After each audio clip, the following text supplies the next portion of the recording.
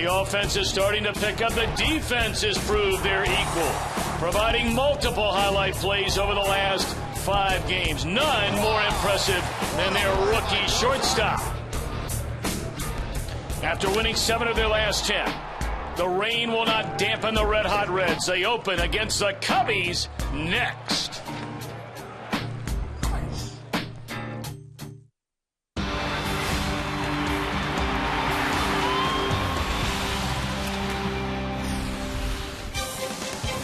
A lot of rain last night, but nothing but sunshine today and tonight. We welcome you to Great American Ballpark in downtown Cincinnati, Ohio. A 2-game series that begins tonight between the Reds and the Chicago Cubs. And hi again, everybody. Alongside Chris Welsh, I'm Tom Brenneman. Welcome, as always, to Reds baseball. We mentioned last night, Chris, the Reds have won 7 of their last 10. And generally, when your teams get on a pretty good roll, it means they're getting very good pitching. And that the Reds have had for the better part of the last 2 weeks. Well, you know, their bullpen has been lights out, but their starting pitching has been very good, too. For the last couple of weeks, this ball club has given their team a win just about every time out. Start with Johnny Cueto. Despite what he may do in the middle of a game as far as having runners on, he's learned how to pitch out of jams. Matt Latos has had one gem of a game. He's struggled in a couple of others, but he's still given the opportunity for the Reds to win. Bronson Arroyo has been lights out. Simply finding that new cutter of his has really helped him very much. Mike Leake, quite frankly, struggled a little bit. I'm not really worried about Mike Leake. I think he's going to be fine in the long run. Just one of those things where he's elevating the ball a little bit.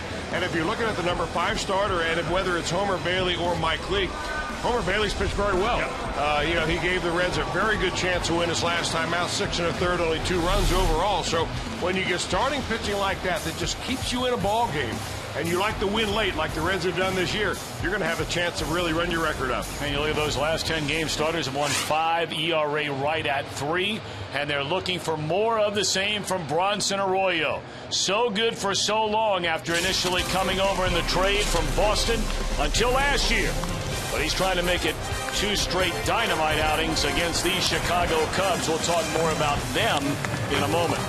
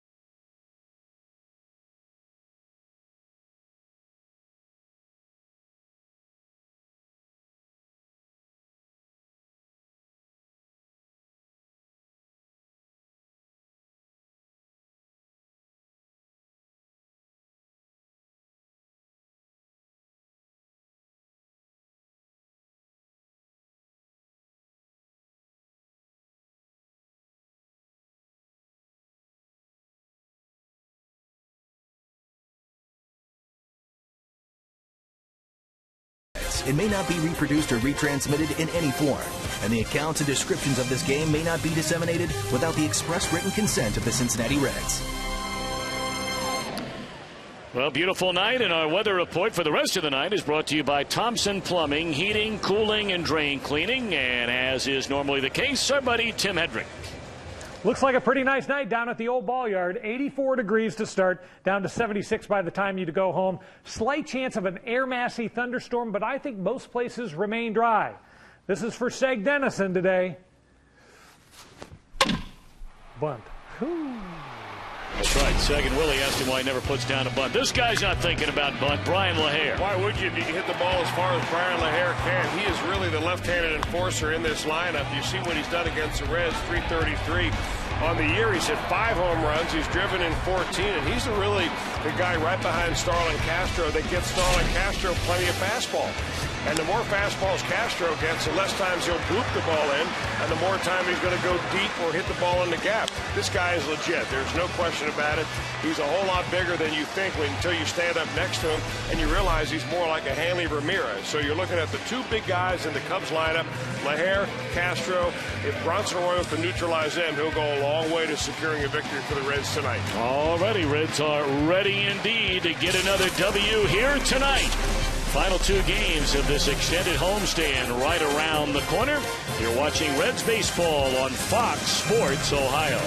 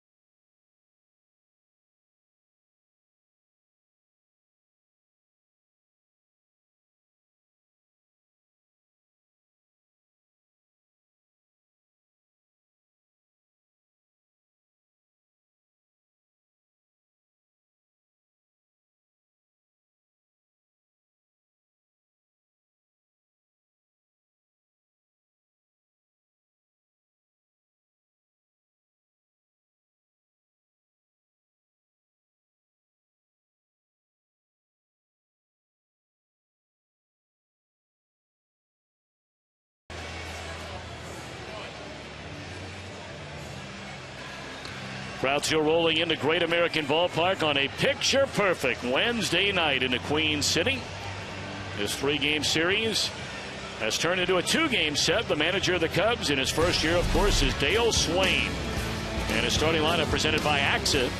David DeJesus, Cincinnati, and Tony Campana, and Starlin Castro to start it. Brian LaHare at first in the cleanup spot. Alfonso Soriano in left. With Ian Stewart down at third. And a ladder third of Blake DeWitt getting the nod at second base. Giovanni Soto catching Jeff Samardzija. And Bronson Arroyo trying to go to 2-0 on the mound for the Reds.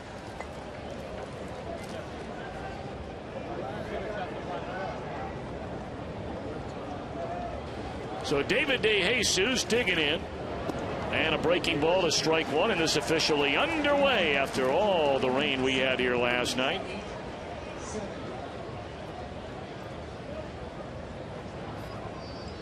Very warm day today. Not overly muggy. I mean, a little tinge of it, but not terrible. There's a bouncing ball to Votto. He'll wave off Arroyo. 1 out. See, the numbers on Arroyo, boy, Chris, he is throwing the ball so well to begin this year. Well, he has, Tom, and he thinks it's a whole new year because he physically feels a lot better than he did last year. His back hasn't been given the same problems that it did really all of last year. He does not have mono like he did last year, and his wrist, that where he had carpal tunnel syndrome for the majority of the season, has not bothered him at all either. So he's been able to finish his pitches. I think that's the biggest thing for Bronson.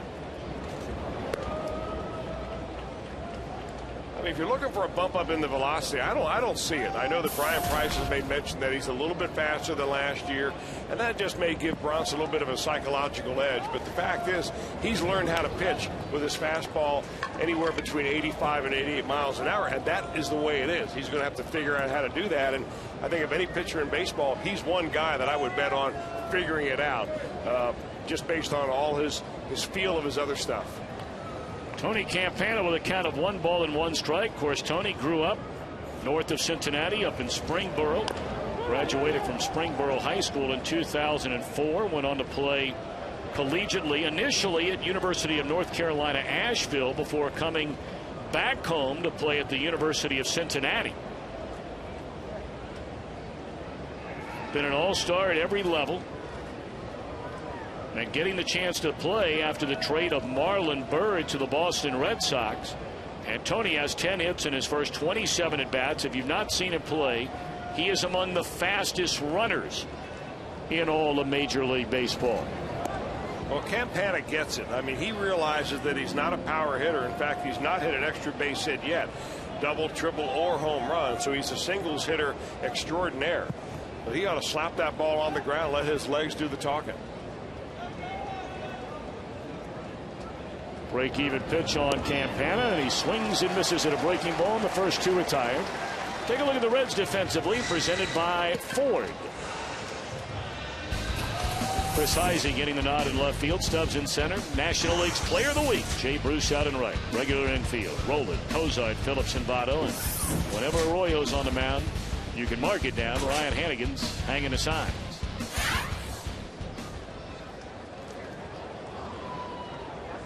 Jay Bruce on Monday named the National League's Player of the Week. 4th time he has won that award in his very, very young Major League career. 2 outs, and here's Starlin Castro. And he does what he does, and that's rip one into left field down the line, and this will be a 2-out double for Starlin Castro, led the National League in hits a year ago. And we featured Starlin Castro and the next hitter, Brian LaHare, in our little preview of the Cubs. That the two guys in this lineup that are legitimate power hitters, they're run producers. And Starlin Castro, man, he's got a good swing, jumps all over a first pitch fastball that he sees right there, puts himself in scoring position. So now if you're Bronson Arroyo, you're thinking, all right, I got Brian LaHare. He's hitting .390. He's got 5 home runs. He's left-handed. I've got a base open.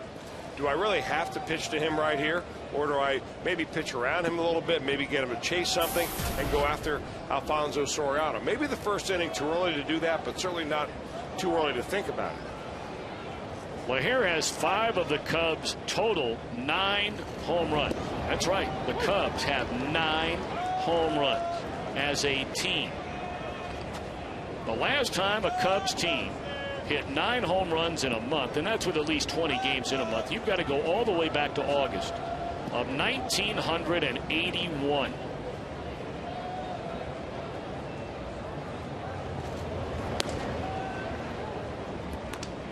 LaHare, of course, an amazing story. A 39th round draft pick, spent almost all of his 9-year career in the minor leagues. This year's the first year he's ever been on a major league roster. And he's 29 years old. Got a cup of coffee, 136 at bats back in 08 with Seattle, and they picked him off. Wow, can't do any better than that. Castro fell asleep as Cozart sneaks in behind him, and that's the way the top of the first ends.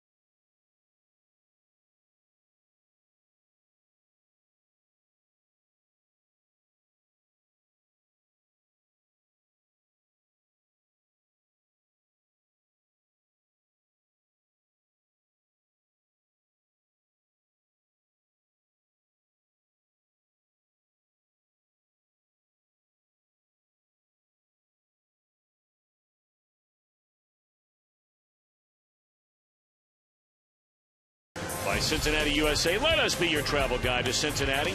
Visit CincinnatiUSA.com. And by Skyline Chili. Game time is Skyline time. Stop by your favorite Skyline Chili today.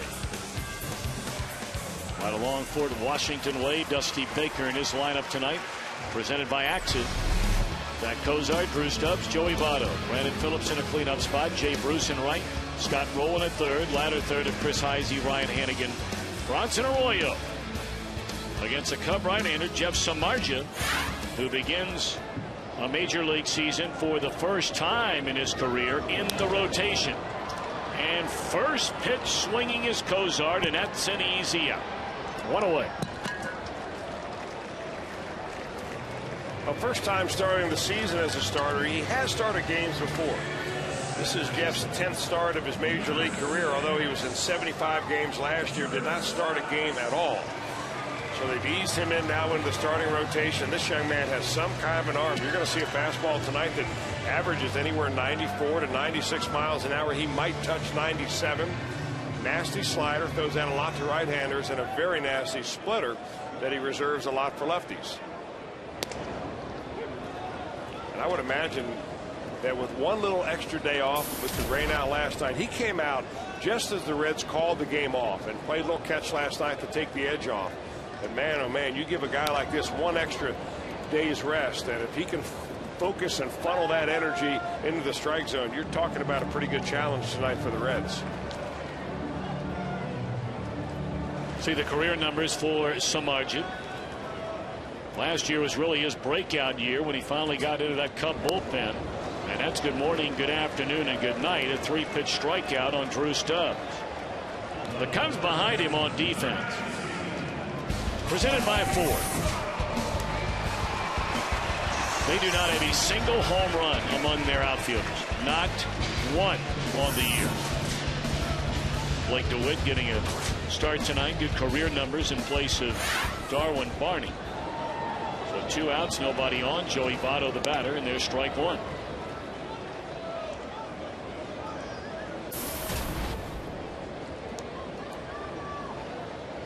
Of course, Joey on Sunday with that huge 2-out hit to knock in the tying runs. Jay Bruce broke the tie an inning later with a home run in the victory over Houston. That was a big win for this team. I'll tell you what, the hit by Joey Votto on that pitch that I think it was off of David Carpenter. I mean, a slider down and in, looked like it was going to hit him in the knee. That's a swing and a miss, and Votto's going to reach base safely.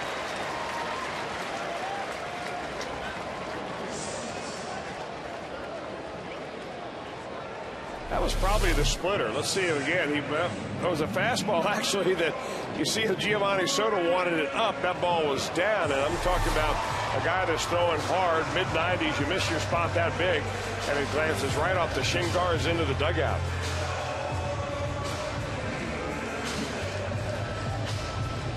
There gives Samardzija a wild pitch.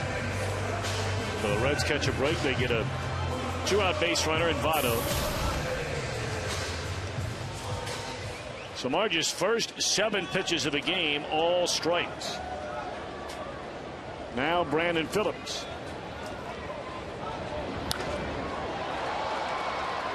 Boy, Reds gave away a couple of early at-bats in this one.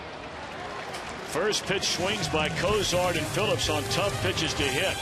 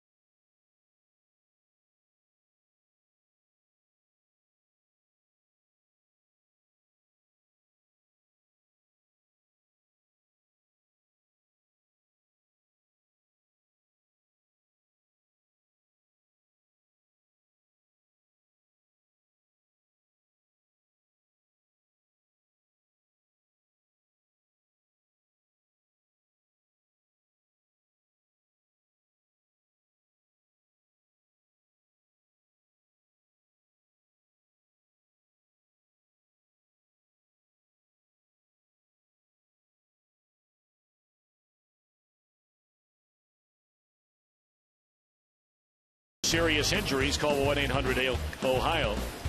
Well, you look at best ERA after 4 starts. I mean, Arroyo has been a quick starter in 4 of his seasons, including here in 2012. Of course, last year was just a tough year. Chris, you touched on it in the first inning, going all the way back to the diagnosis of mononucleosis during spring training. Thought it was valley fever there for a long time. Had the carpal tunnel, had a bad back. I mean, he was just tired all the time. He had a hard time doing just the basic conditioning to keep himself in shape. And when he did try to work hard, all it did was make him more fatigued for the next start. But he worked very hard over the winter. Bronson did. Come in here throwing the ball. I think the big thing for him is the way he explained it to me is that last year his cutter was backing up on him. Now imagine this. Your cutter as a pitcher is a right-hander. You throw that ball and you want it to cut into a left-hander.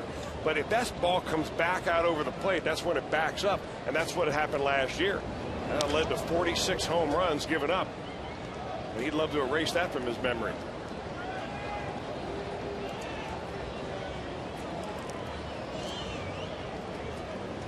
LaHair was at the plate when Starlin Castro was picked off at second base to end the top of the first inning.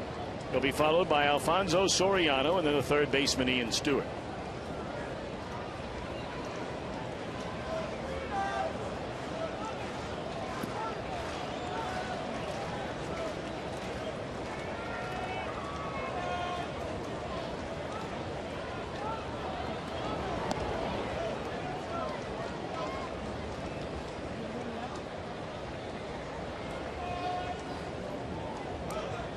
Of course, a lot's happened since the end of last year when we saw the Cubs here at Great American Ballpark. Well, you talk about changes aplenty. That ball's in the air to deep right center field, and LaHair has his 6th home run.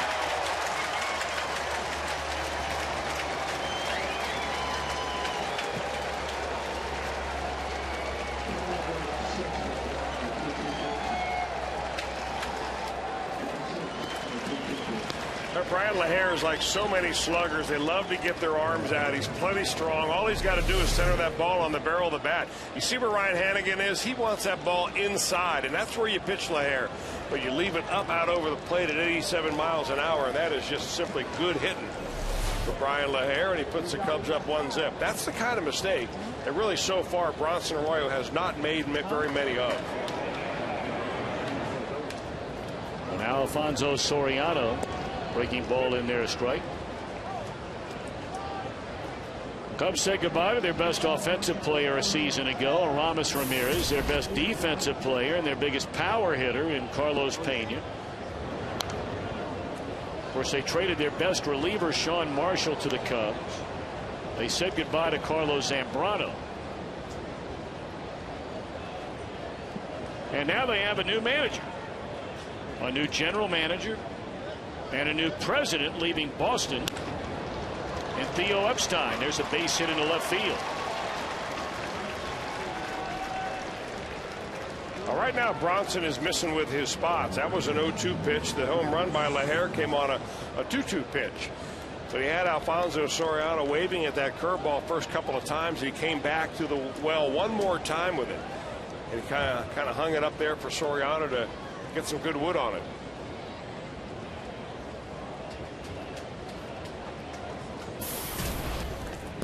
Ian Stewart, they brought him in from Colorado, hoping to get the Ian Stewart of a couple of years ago rather than the one who was hurt a lot last year.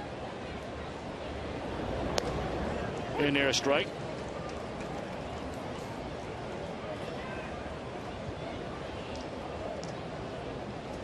Tell you, Theo Epstein had a big job to do there in Boston, Chris, and we know what he did. They won a couple of World Series there. Very young general manager. And now with the Cubs, they're touting the foundation of sustained success. They know they're going to go through a lot of growing pains this year, but trying to build up a farm system which really hadn't produced all that many players. Well, it's going to be a challenge. I mean, anytime you get a team like the Cubs that has had such a history of futility and a farm system that has been cleaned out, you've got to really start and put a plan into place. It may take you more than a year or two. I doubt very much you'll have the same type of payroll that he had in Boston. And remember that you're out of the steroid era. So you just can't go out and get sluggers now. They're going to pop home runs because they're not out there anymore. So if you don't build from within and you don't have a solid farm system that every year provides you with a couple of prospects at the top of that food chain ready to move into the major leagues, you're going to have a tough time putting a good team on the field every year. Cubs come in having won 8 games this year, lost 15. The only thing offensively they've been able to hang their hat on, and we've seen it already tonight. Starlin Castro and Brian LaHair. Out in front of the plate, Hannigan will go to first, and that's a first out in the inning with Soriano on to second base. Well, Cubbies have the new manager, new pitching coach, bench coach, first base coach. They brought in De Jesus to play the outfield, Stewart to play third base. Added Paul Mahalam and Chris Volstad to their starting rotation. Jamie Quirk, now the bench coach. He's a good baseball man. Been a game for a long time.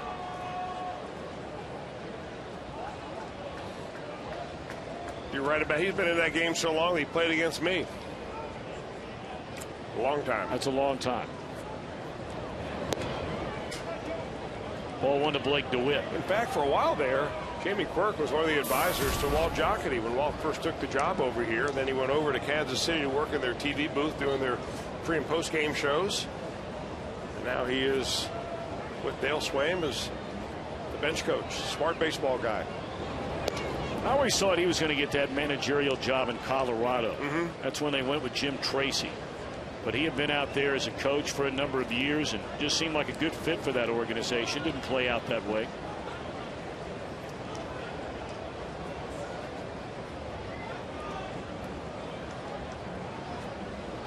Two 2-0 on Blake DeWitt. And another number out in front of the plate.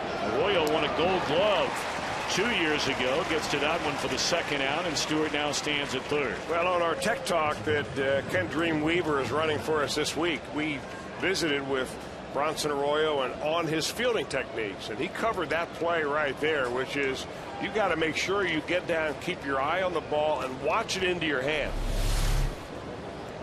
If it's rolling fast, you're going to glove it. If it's almost stopped or is stopped, you're going to barehand it.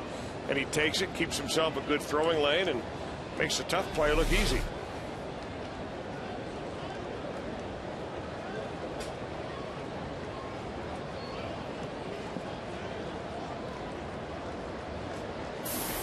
Now Giovanni Soto off to a very slow start. Did not have a hit in 8 at bats when the Reds were in Chicago a couple of weekends ago. There's strike one.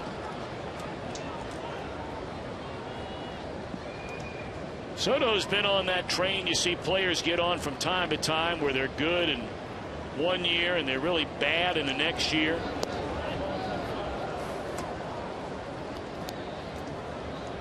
Even numbered years, Soto's been very good. But in odd numbered years, including last year when he had 228, not much.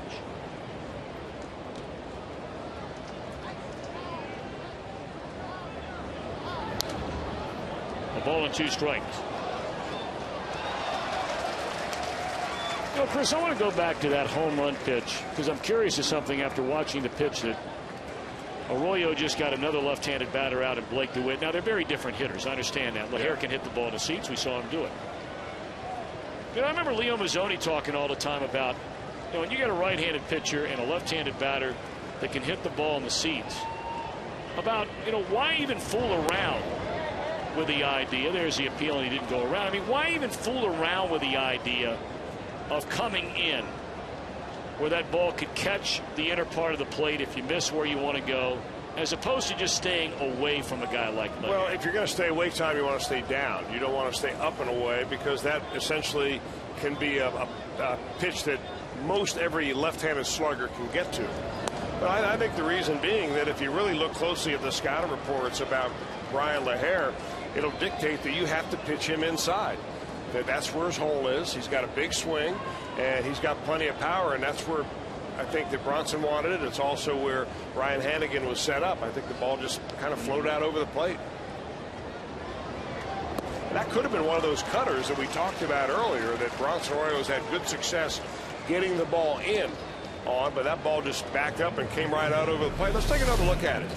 See where Hannigan wants it, right underneath the elbows, and that ball essentially is on the outer third, just about letter high, and that's perfect hitting when you're a big guy like Brian LaHare. I mean, he's big and he is strong. Well, Arroyo walks a number 8 hitter Soto. They're on the corners. 1 in, 2 on, 2 out, and here's a pitcher, Jeff Samardzija. Of course, a lot of Notre Dame football fans live in and around the greater Cincinnati area, and they remember Samardzija and his days on the gridiron with the Fighting Irish. Boy, was he some kind of wide receiver. When he walked out of there, he was Notre Dame's all-time leader in receptions, receiving yards, 27 touchdowns, and a first-team All-American. Michael Floyd, just drafted this year, broke just about all of those records. Man, was he a good player. Think he made the right choice? Probably did. I mean, you've seen a lot of the NFL. Is he an NFL player? Well, I think he'd have played in the NFL a long time. He might not have been the, the big star guy going to the Pro Bowl every year, but with the right team like, New England, teams that spread it out a lot. Indianapolis when Manning was there, third receiver, and the right kind of offense, I bet you he catches 60, 70, 80 balls a year. He was a good player, man.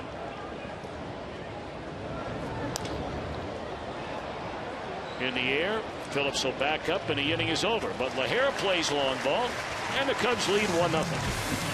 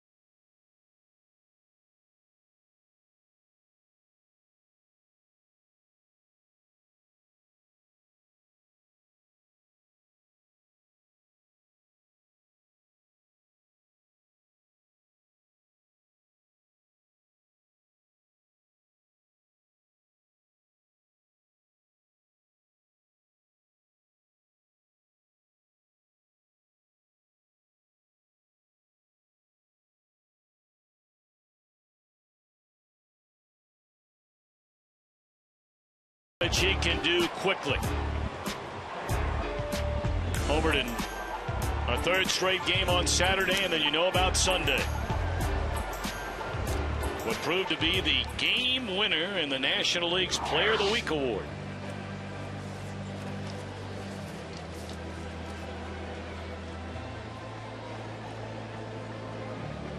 He is one shy of a team record for home runs in consecutive games. That belongs to Adam Dunn, going all the way back, along with Ted Kluszewski, Johnny Bench, and Ken Griffey Jr. Dunn, the most recent, of course, to do it in 2008.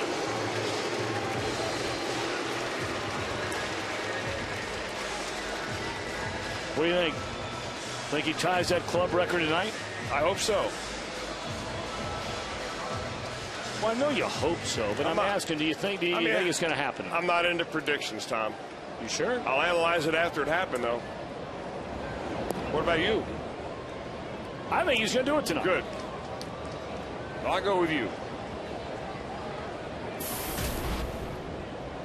about right here in this at bat? Well, I don't know about that, but I think it's going to happen tonight. They put on the big shift for Jay Bruce. And they pitch him a fastball away, and he's ahead in the count of 2 balls and no strikes. You know, not only does Samardzija throw hard, but you're going to see a lot of side-to-side movement. I mean, really good tailing action. For a guy to throw mid-90s, you don't see that much action. I mean, that ball is moving all over the place.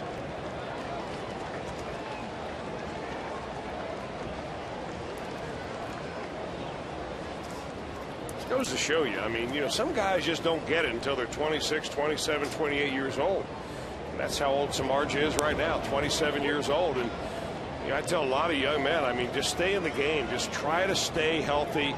Find out what you are when you're a real man. When you're 25, 26 years old, when you finally filled out your body. And that's where he is right now. Sinking liner to left field, and it's caught by Alfonso Soriano. 1 out. Our Mazda pitch by pitch to that at bat. Samardzija against Jay Bruce. Well, he kept the fastballs on Jay Bruce really the entire at bat. Wanted it inside there, missed inside, and then just that tailing fastball. I don't know whether he's holding it 2 seams or the ball's just running on him, but it's running right out of the strike zone. He finally works to a 3-1 count, and Jay goes with it for a fly ball to left. Cubs lead 1-0. Now Scott Rowland with 1 out and nobody on. First pitch breaking ball in there, a strike. Of course, the other thing about Samardzija, you know, the Cubs gave him a pile of money to make the decision easy for him back in 2007 to go ahead and play baseball rather than pursue football. But down in the minor leagues in 2009 and 2010, when he was in the minors, he was a starting pitcher. When they would bring him to the major league club, they'd pitch him out of the bullpen. That's in the air to right. Easy for De Jesus. 2 outs. Well, you know, Tom, you think about Notre Dame and you think, really, first thing comes to mind is football. But they produce some pretty good baseball players. In fact, there are several major leaguers that are in the major leagues right now that are alumni of Notre Dame. Samardzija, of course, Kyle Weiland, who, by the way, the Houston right-hander that just had surgery yesterday, I believe, on his shoulder. John Axford, originally drafted by the Reds. Now, of course, the closer from Milwaukee, Brad Lidge, David Phelps, and A.J. Pollock of Arizona. Chris Heisey swings and fouls out of play. Most of those guys played under Pat Murphy at Notre Dame. Pat Murphy left Notre Dame to go to Arizona State University, where he coached Mike Leake. He did. No longer the head coach there.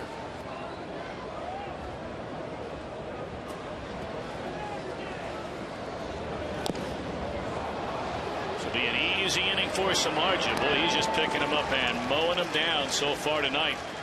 We move to the third, the 1-0 Chicago lead.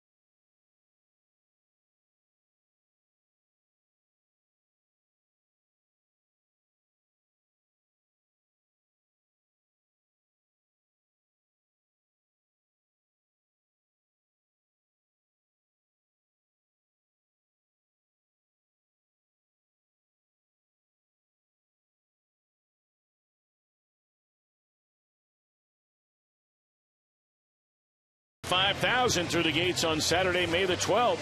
Take home your very own Joey Votto bobblehead presented by the Ohio Lottery. And this year's bobblehead commemorates his first Rawlings Gold Glove Award.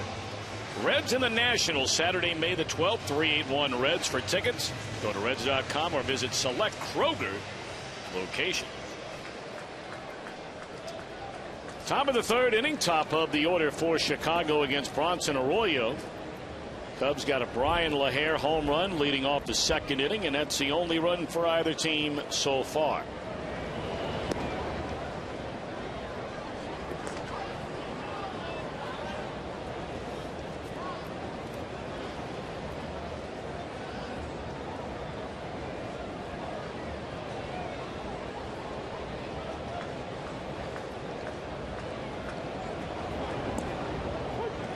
De Jesus rolled over a pitch from Arroyo leading off the game and bounced out to Joey Votto.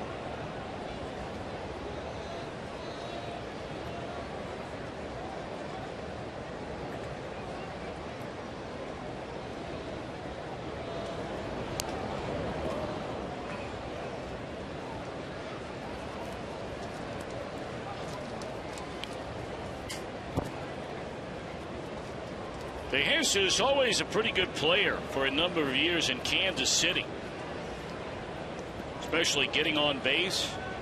Career on base percentage of almost 36% of his at bats he finds a way to reach. But then last year just had a terrible season that began in Kansas City and ended in Oakland, and they're hoping he's got a bounce back year in him here in 2012.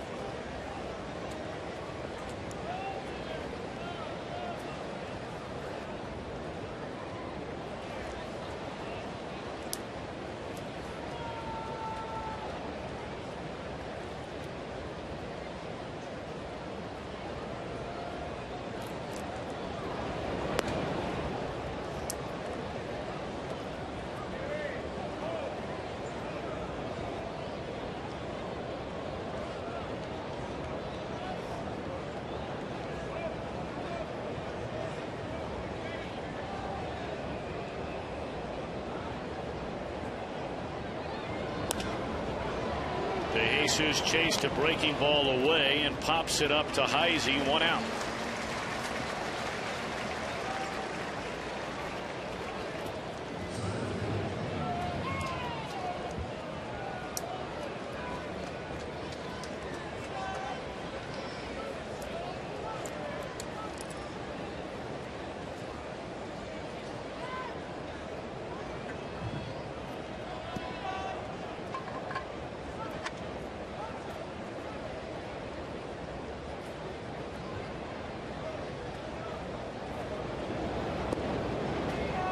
Ball one to Campana, who struck out his first time up.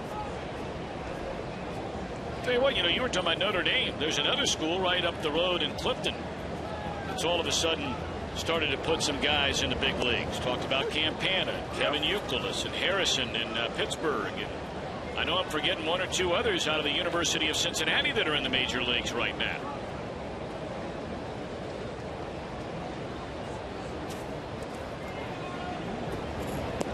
Beauty of a breaking ball to get ahead at 1-2.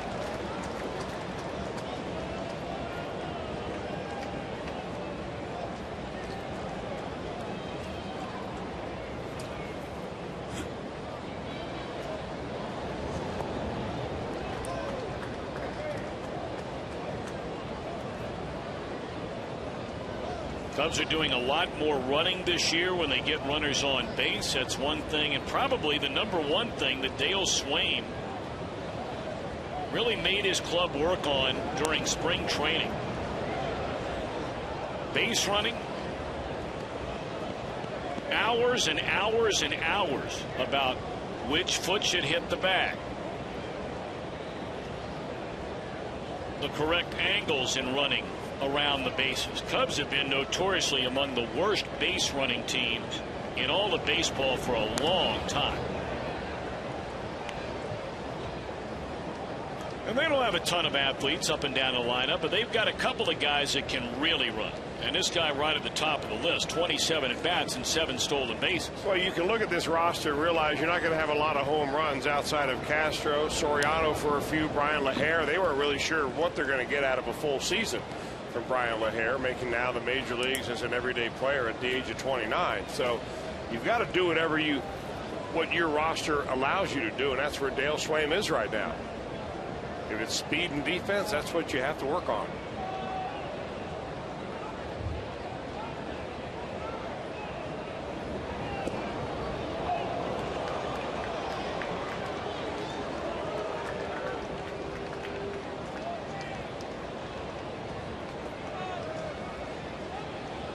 LaHare homered back in the second inning to give the Cubs a 1-0 lead. That's where we stand in the third, and Campana making it tough for Arroyo to put him away.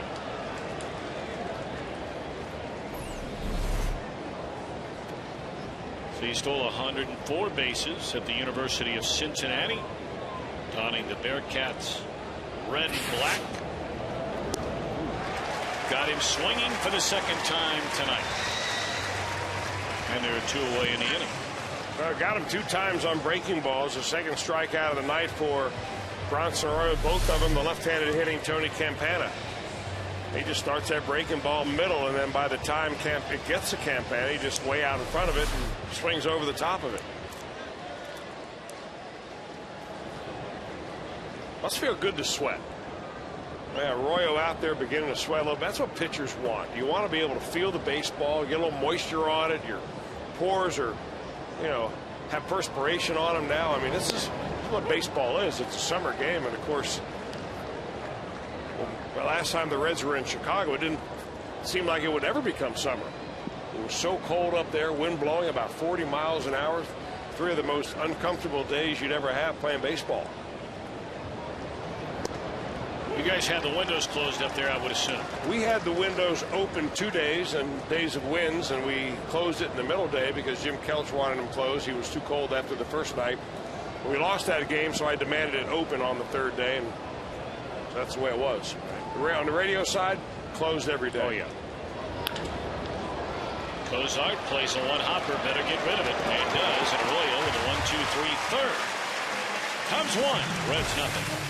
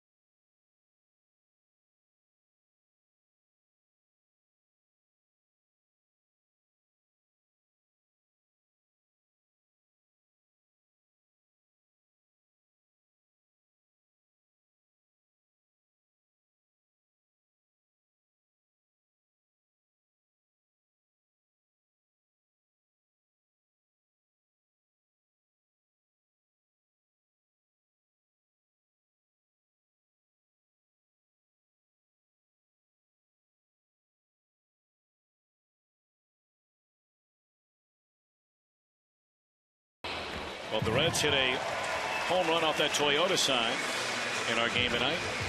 Arroyo Johnson from Cincinnati will win the beautiful new Tundra on display at Great American Ballpark. Register for your chance to win in an upcoming game.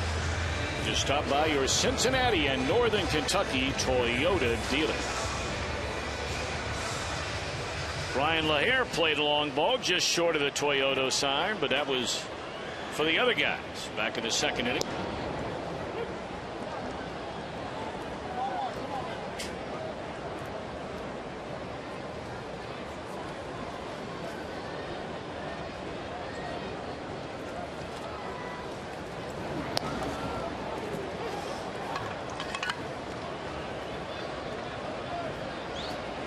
2 to Ryan Hannigan, to be followed by Bronson Arroyo and then Zach Kozar. Samardzija has been a strike machine here tonight. 20 pitches, all but 4 of them for strikes. Check swing. Did he go around? Didn't look like he did. He did not. The Reds do not have a hit. Their only base runner was on a wild pitch on a swing and a miss, strike 3 by Joey Votto.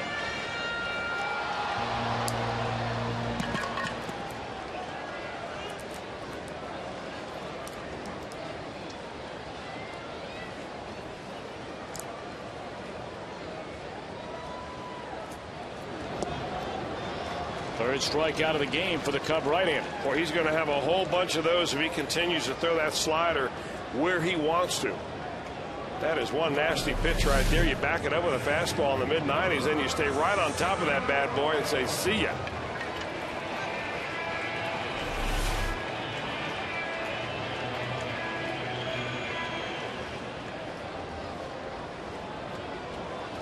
Bronson 2 out of 9 with the bat, has knocked in a run.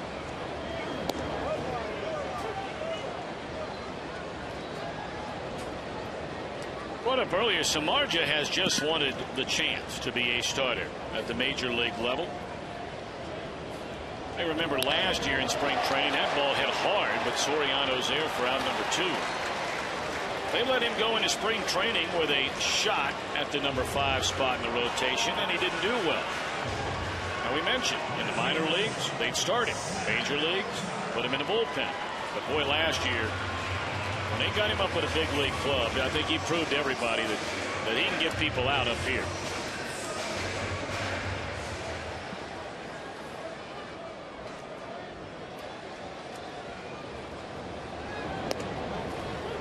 Zach chasing the first pitch the first time up. Now maybe a little different philosophy. You've seen him once, seen a couple pitches, see if he can't get on base. The Reds have really struggled in their leadoff spot. Here are the team leaders, National League on base percentage, batting first in the order.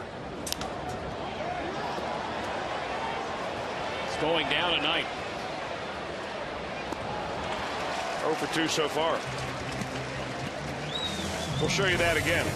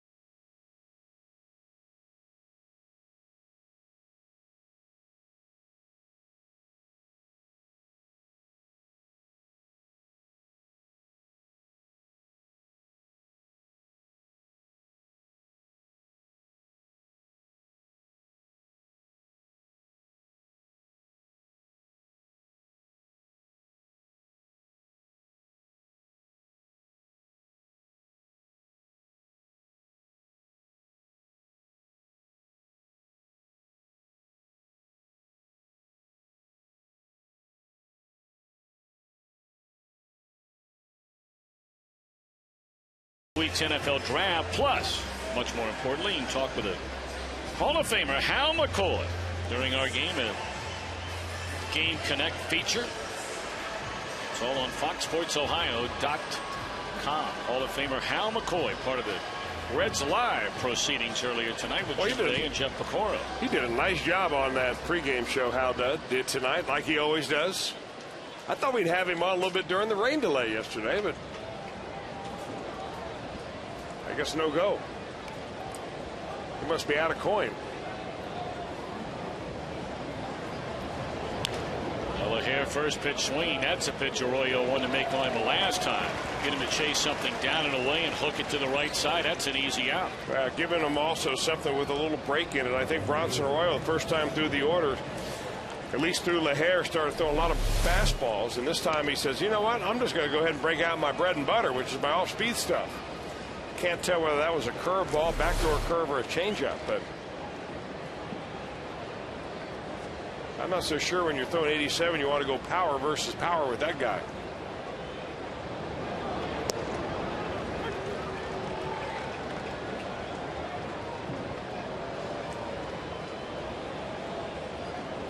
So now Soriano, he singled into left field his first time up.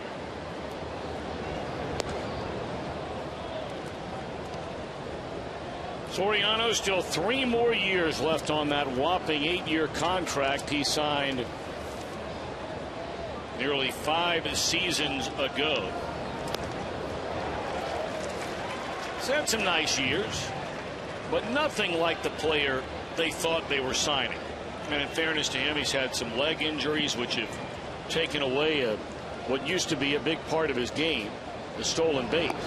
Remember, he's still only one of 4 guys ever to go 40-40 in a year. 40 or more home runs, 40 or more stolen bases in the same season.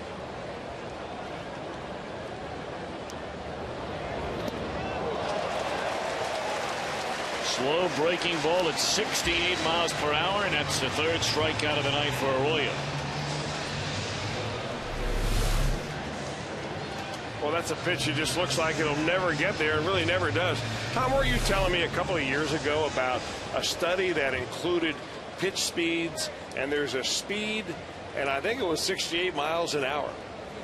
That was told to me by Bob Melvin, who is now the current manager of the Oakland A's. He was the one that was trying to explain to me this study.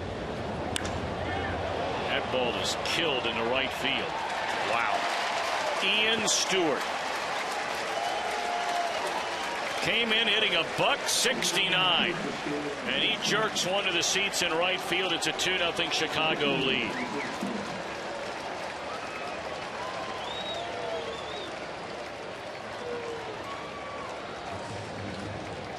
Looked like he got the ball up to Stewart. Hannigan looking for it down and away. That ball just kind of hangs up. That is nearly the same spot where Brian LaHair jumped on one.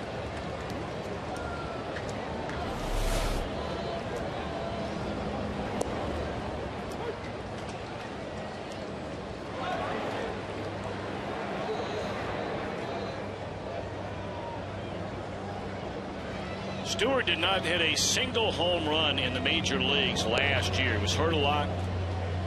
Was sent down by Colorado to their AAA team. And that is his 2nd home run of this young season.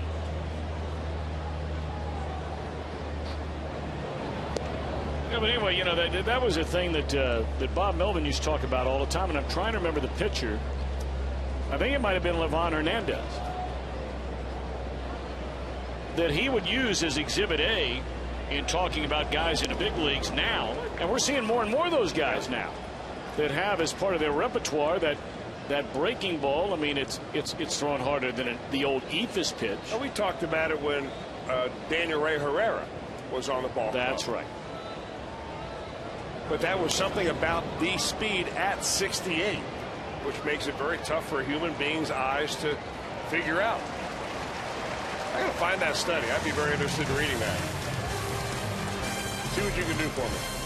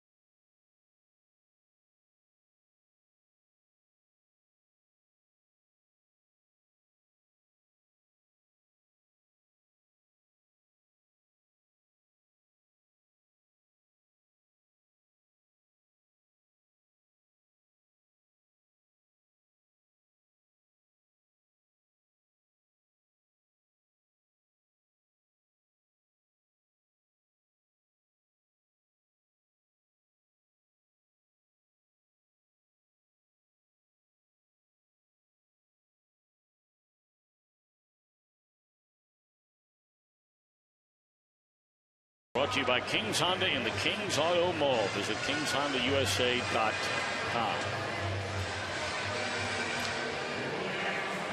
Our AT&T trivia question tonight: who drove in the only run in the famous double no-hitter between the Reds and the Cubbies going back to May the 2nd of 1917, nearly 100 years ago?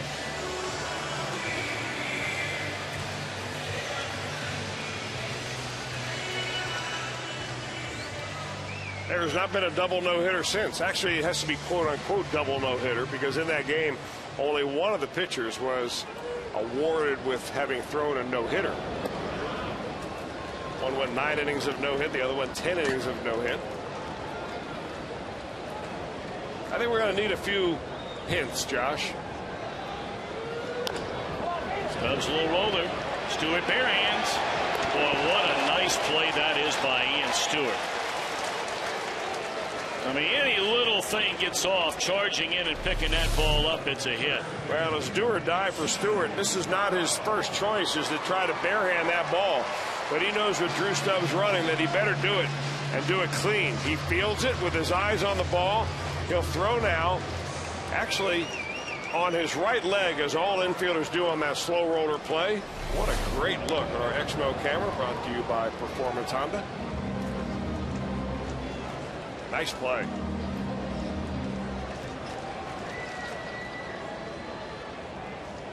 Well, the Reds are up there hacking tonight. Stubbs first pitch swinging. Votto first pitch swinging. Hit number 1. He's in the Pro Football Hall of Fame. Football Hall of Fame.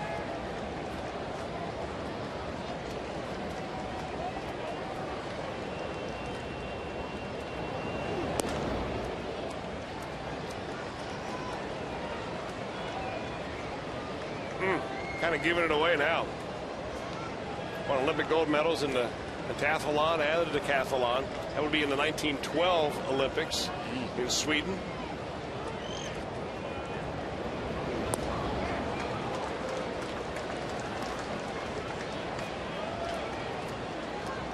And he has a city in Pennsylvania named after him. You got that one yet, partner? I have no idea.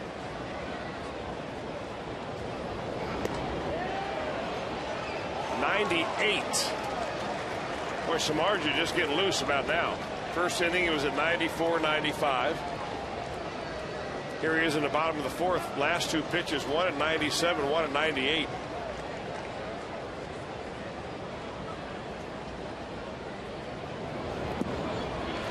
Well.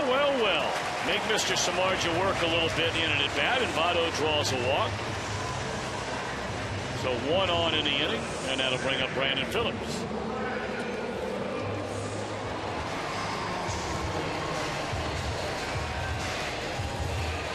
You know, they used to say the same thing about Brandon Webb. He never threw nearly as hard as Samardzija.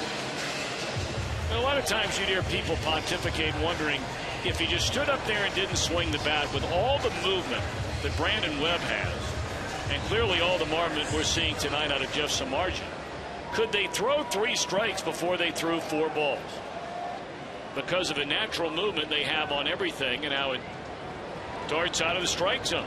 Well, he's got 3 strikeouts tonight. All of those are swinging.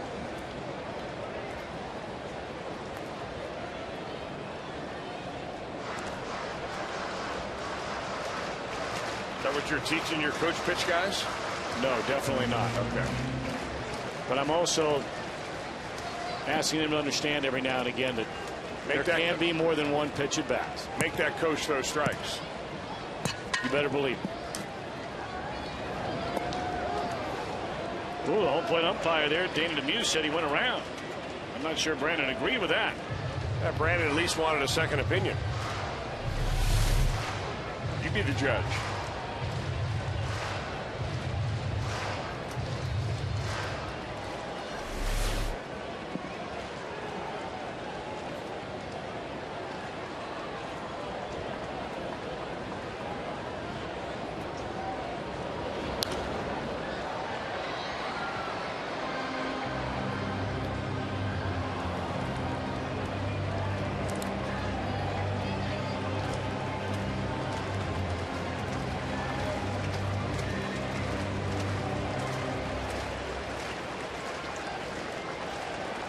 Number 4 looking for number 1, as in number 1 hit of the night for the Reds against Samardzija.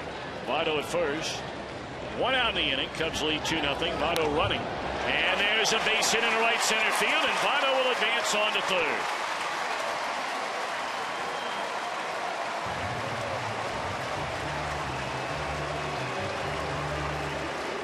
A little bit of defensive hitting on the part of Brandon Phillips, just trying to put the ball in play. 0-2 count. Samardzija's coming at him with his number 1, 97-mile-an-hour fastball right there, and Brandon says, get my hands in there and try to get the bat head on it.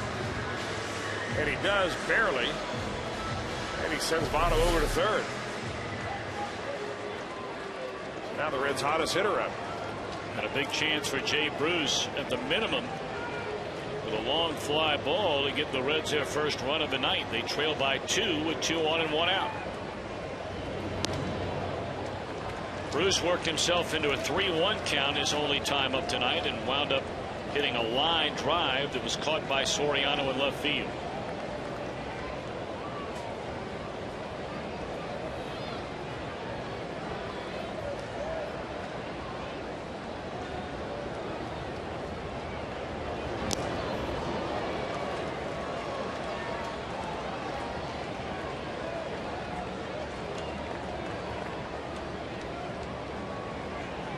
Turn around, and we've seen that from Jay Bruce the last couple of seasons. So hot, ice cold. He talked about it regularly after the game the other night. Said, I have to find a way to get to be more consistent. I love the hot streaks, but I can't have the really cold streaks.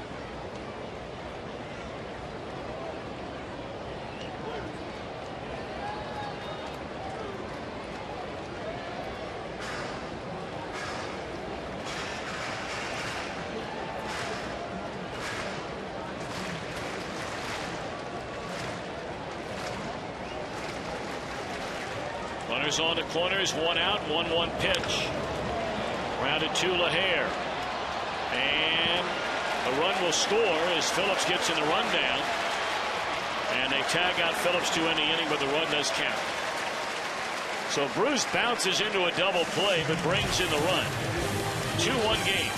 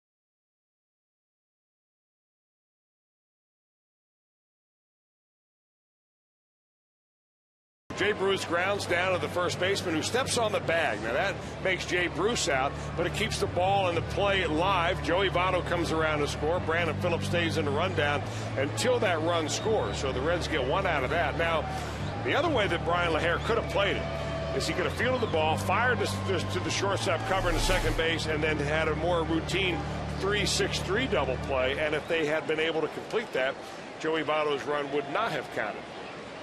But as it turned out, the way they played it, the Reds get 1. They're down by 1 now, 2-1, and Bronson Arroyo needs to hold them right there. Soto, Samardzija, then back to the top of the order, and David DeJesus here in the Cub 5th. Pair of solo home runs tonight for Chicago against Arroyo. One by LaHare in the second and Ian Stewart in the fourth.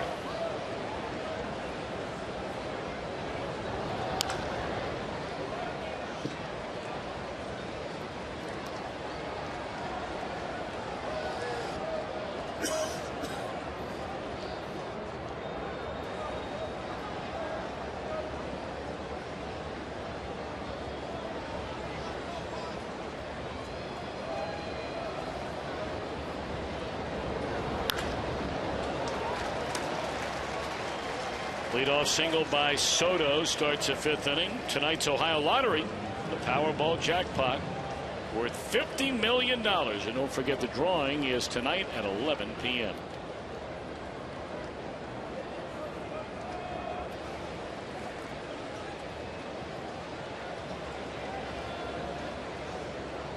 So Marja popped up to Phillips, ending the second inning, stranding two. But now up there to Bunny has a pair of sacrifices already this year.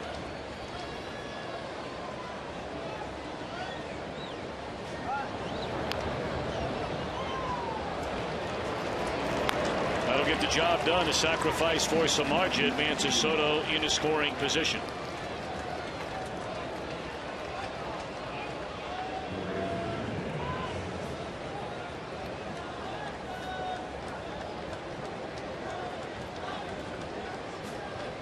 So now David DeJesus, who bounced out to Votto leading off the game and came back in the third and popped up to Heisey in short left.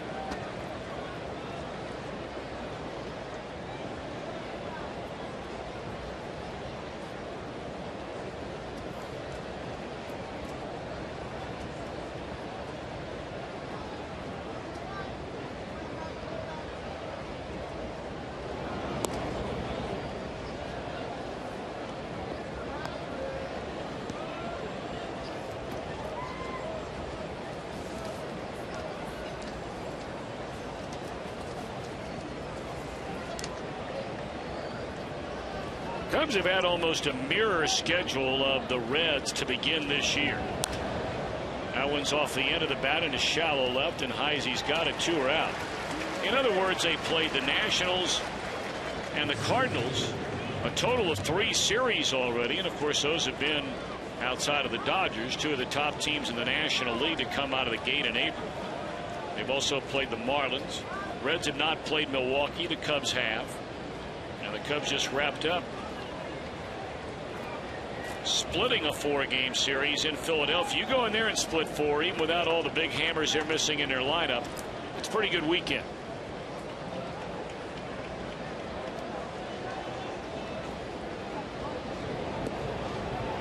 Strike 1 to Tony Campana.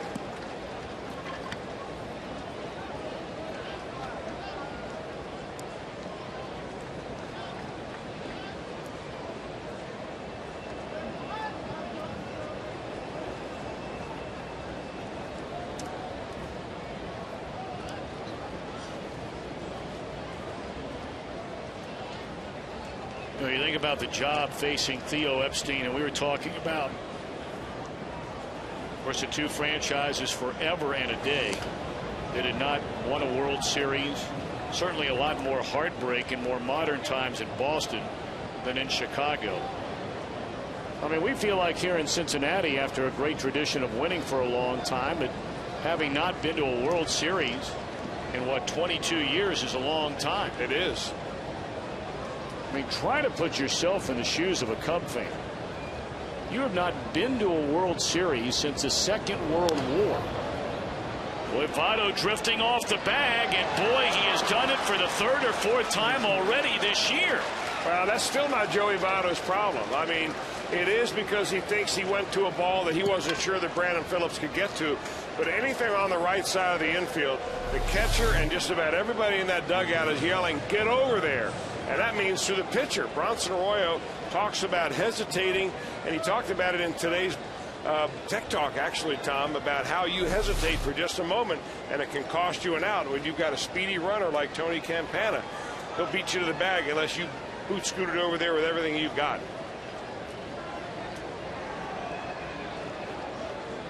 But did you think if that's a play where Joey goes to the first base bag that Brandon throws out Campana? Yeah, I think he does. Yeah, I don't think there's any doubt about that. But if he's not there, the responsibility's on the pitcher. Sure.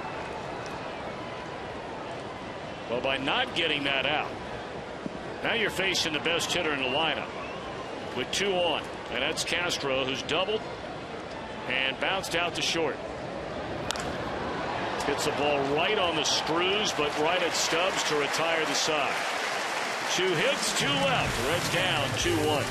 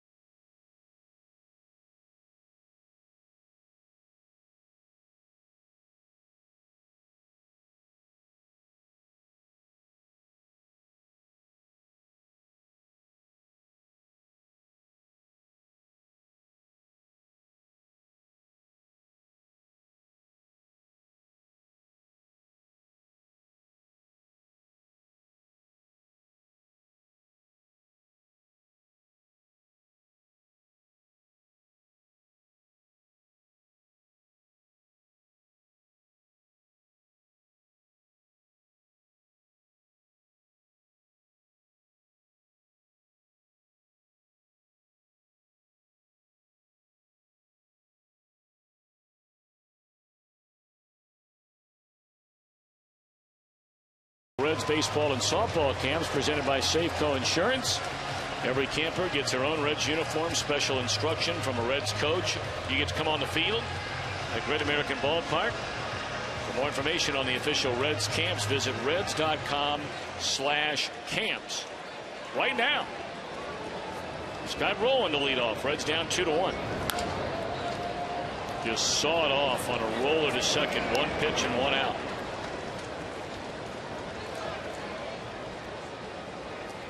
All right, you figure out the answer yet to this trivia question? Who drove in the only run in the famous double no-hitter between the Reds and the Cubs back on May 2nd, 1917? That was Hippo Vaughn, and well, Jim Thorpe is the answer. Jim Thorpe, he of the greatest athlete of the 20th century.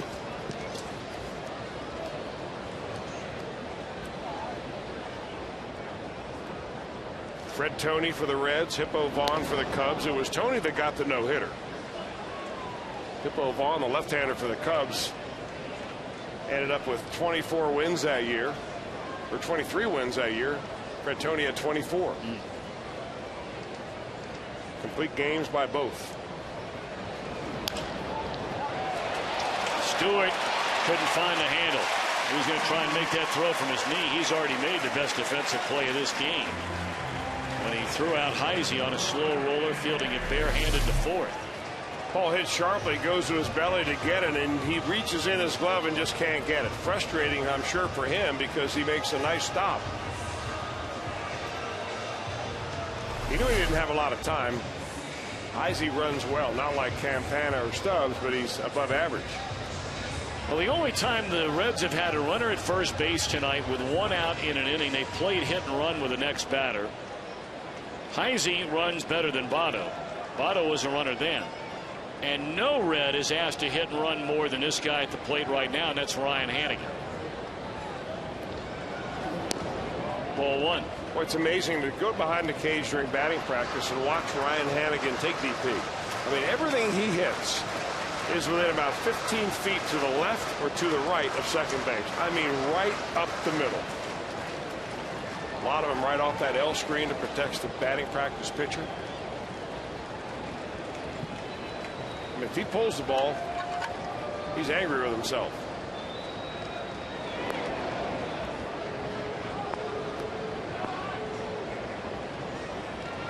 Problem with a hit and run, even with a guy like Hannigan, is that you've got a high strikeout pitcher there in Jeff Samardzija.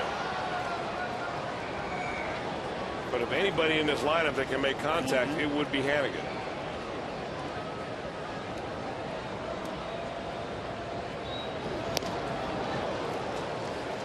Remember that stat I dropped on you a few weeks ago about Ryan Hannigan? Great stat. Inside the strike zone, Ryan Hannigan makes contact on 98% of the times he swings the bat. And what you just saw right there, swing and a miss, that is a rarity. That we all ought to go out and buy lottery tickets tonight after seeing that.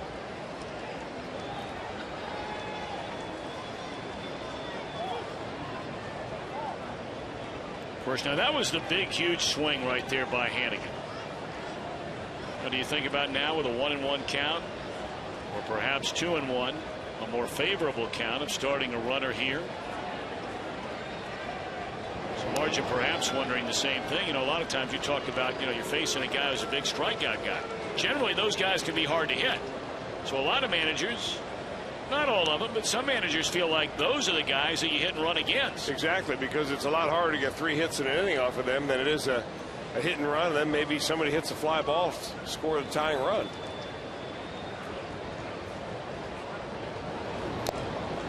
They threw it right by him. And those are big swings we're not used to seeing by Hannigan. He may have hurt himself on that swing.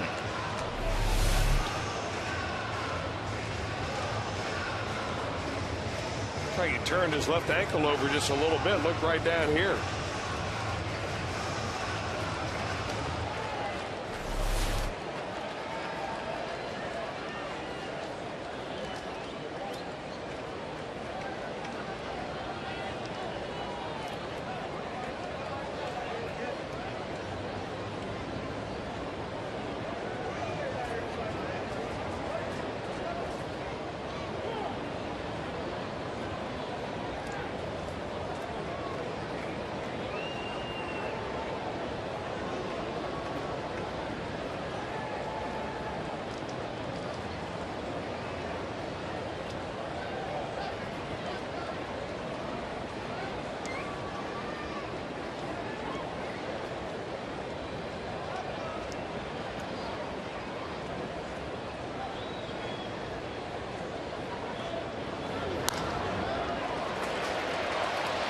Diving play and beautifully done, and they turn the double play. It doesn't get much better than that. Blake DeWitt diving on a ball back up through the middle. Made the feed to Castro, and they double up Hannigan to end the inning.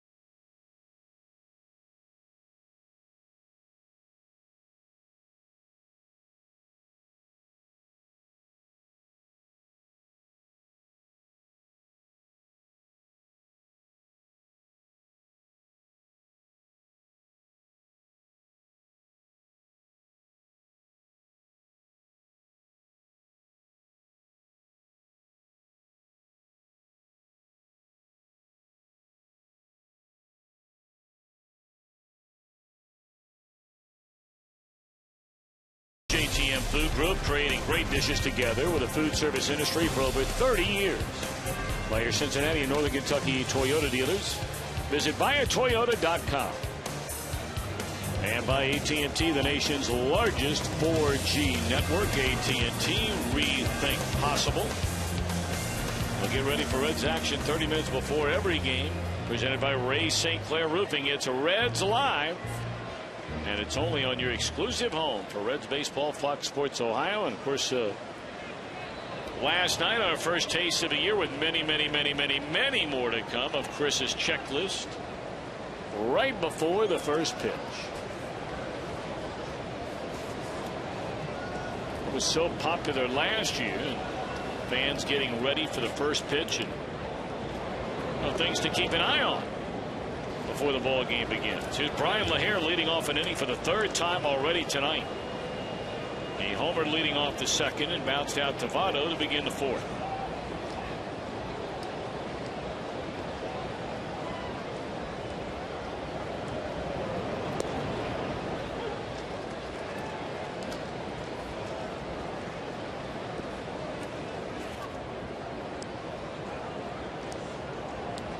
Cardinals batting in the bottom of the first inning and still batting. They lead the Pirates 4-0.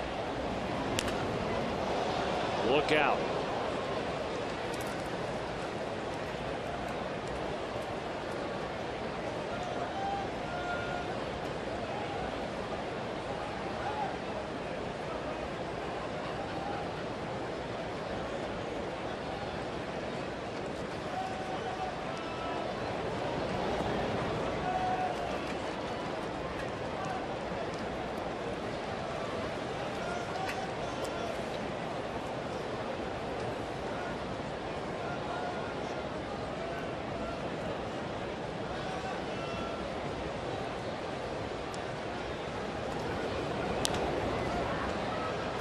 Popped up.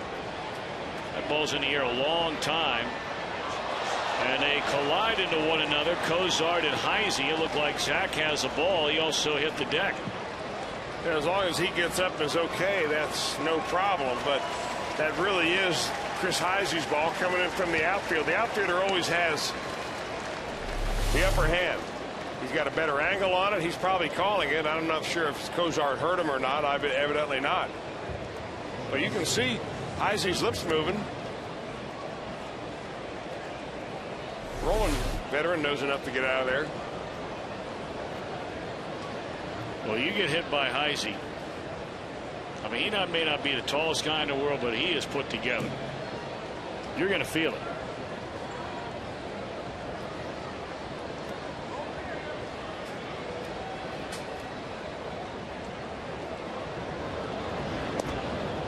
Soriano looks at a fastball strike. No, they called it low. Ball one, I beg your pardon. Soriano has singled and struck out.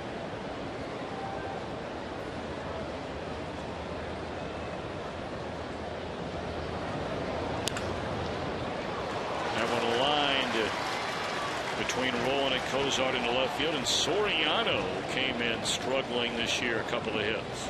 He looks like he lifts the ball when he hits it, doesn't he? Kind of squats down. He's got a bent back approach, and everything he looks like he swings up on. And he's a pretty good low ball hitter, but he likes the ball out over the plate. Got one there, and it resulted in a humpback line drive. Watch how he just kind of lifts this ball. It's almost like it has a lot of top spin on it, doesn't it? Like you see a tennis player hit a forehand. Or your dad hit a 3-wood. Boy, you're cold. Well, I mean, golly, Dad. Where did that come I got to call him the way I see him. I say sometimes. Wow. You never said sometimes. That word never entered the sentence. Till after the fact, when you knew he was going to hear about it. How would he hear? You wouldn't turn me in, would you? No, I would never do that. But there is, you know what, I might. I don't think there's that fan out there that would turn me in. Actually, I might, because it would be good theater. That's all we need is theater. Maybe we can entertain ourselves in Milwaukee when you make the trip up to play the Brewers. I think that's when it might start, in fact. I mean, somebody's going to text him and tell him during the game. I mean, it wouldn't surprise me at all right now here in the he's back on the play-by-play here in the 6th. But in the 7th inning, we'll get a shot of him down there, and I guarantee he's flipping through that phone. And somebody's letting him know. Here's Ian Stewart. He homered to right field his last time up. And he got a pitch kind of like that. It was an off-speed pitch. Actually, the one was about 78. Not quite the real slow curveball, but he just kind of hung it right up there. That's updated tonight. Coming into the ball game, the Cubs only had 11 home runs. I mean, 9. They've got 11 now after the home run by LaHare and Stewart. Where's the only team that's off to a good start among that quintet. Tell you what, though, it's not easy hitting a home run at Wrigley Field in the month of April. No, it's not. Tom, you broadcast there. Yeah. And really the majority of the year. I mean, they've done studies year after year in Wrigley Field. When does the wind blow out? How often does it blow in versus out? And it blows in more than it blows out.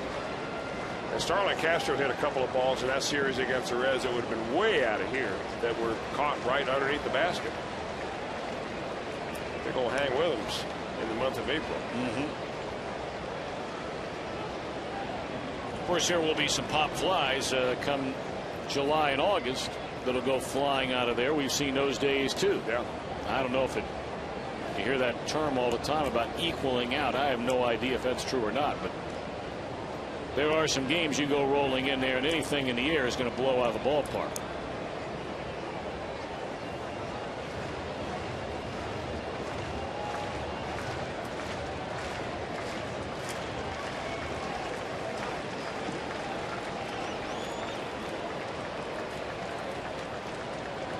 The ball at 2 strikes on Ian Stewart, runner at first, and that misses low and away. Hey, Reds fans, if you're in the restaurant industry, let JTM Food Group help you with great tasting, healthier products for your menu. JTM.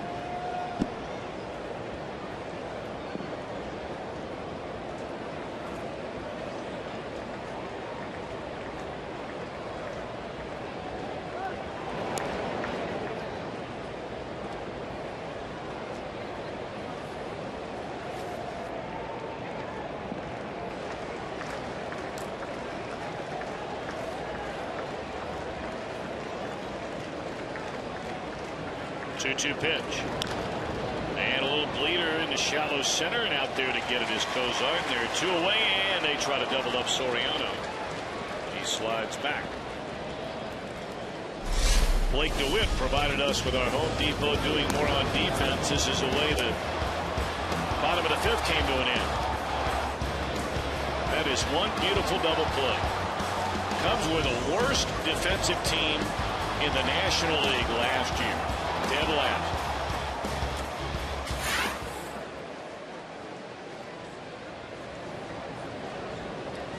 And of course DeWitt is just in there tonight because he's had decent success in his career against Bronson Arroyo, so they sat down Darwin Barney.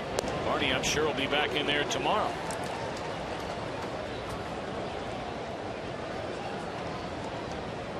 Well, what a beautiful night tonight after all that rain.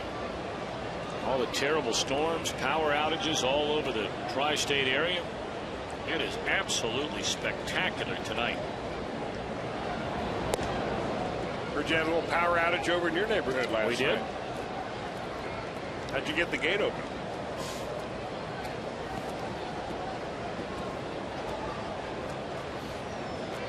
Wow.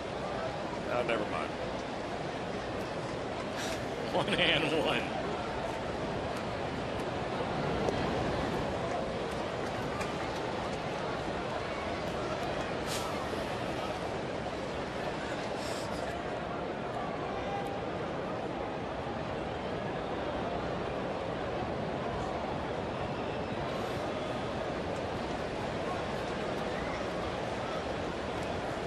Two-one delivery and a slow breaking ball just misses up and away.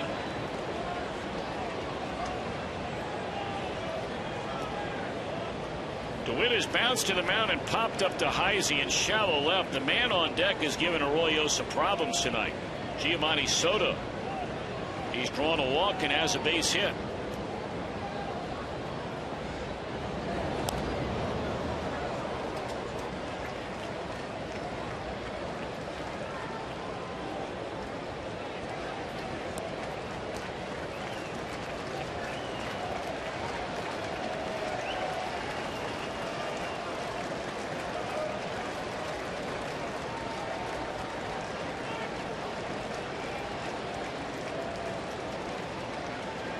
Soriano will be off for the pitch. 3-2 with 2 away.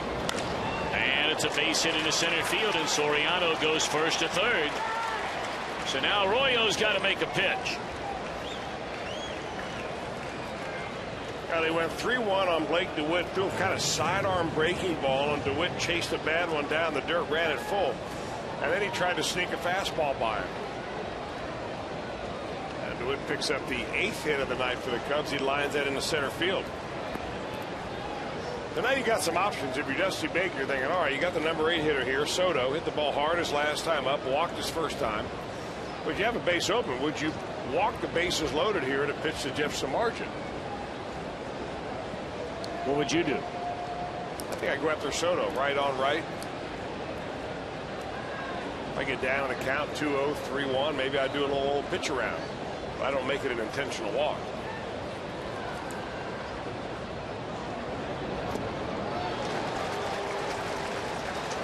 I mean, Soto came in with a 127 batting average. He has 1 run batted in, and that RBI came on a solo home run. But you never know it. His first 2 at bats tonight. A walk and then a line drive single into center field 1 inning ago. It's a 2-1 ball game. Reds on the short end. And a roller foul. And Arroyo ahead now 0-2.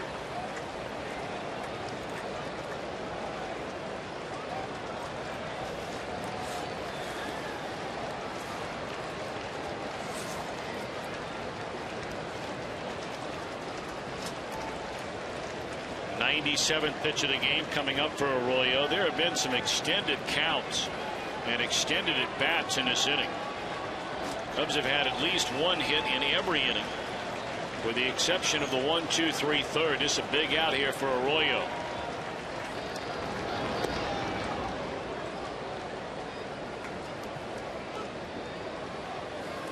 Bronson due to lead off the bottom half of the inning.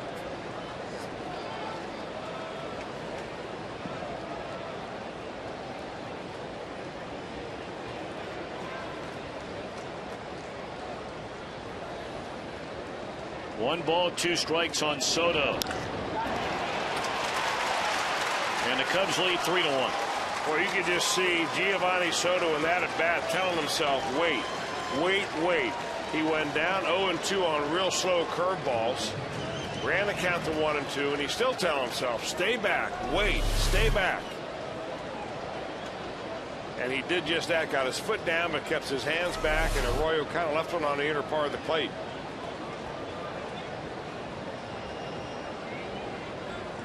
Tell you what, the way Samardzija's pitching, you can't give him too many more.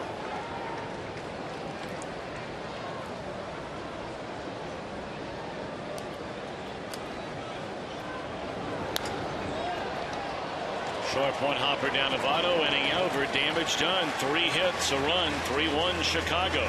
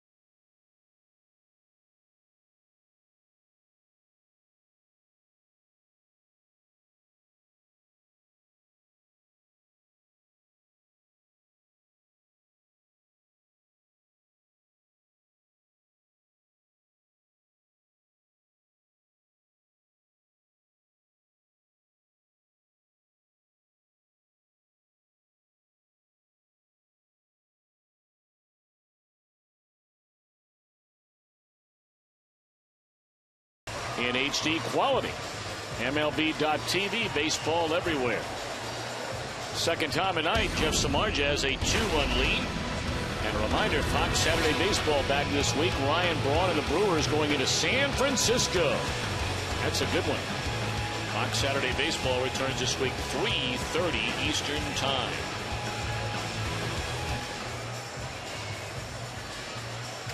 Three runs, 9 hits for Chicago. The Reds have been held in check by Jeff Samardzija to 2 hits and 1 run. The only run they scored was on a double play. So the night is over for Arroyo. 6 innings, allows 9 hits, 3 runs earned, allowed a pair of solo home runs in the game. Struck out 3 and walked 1.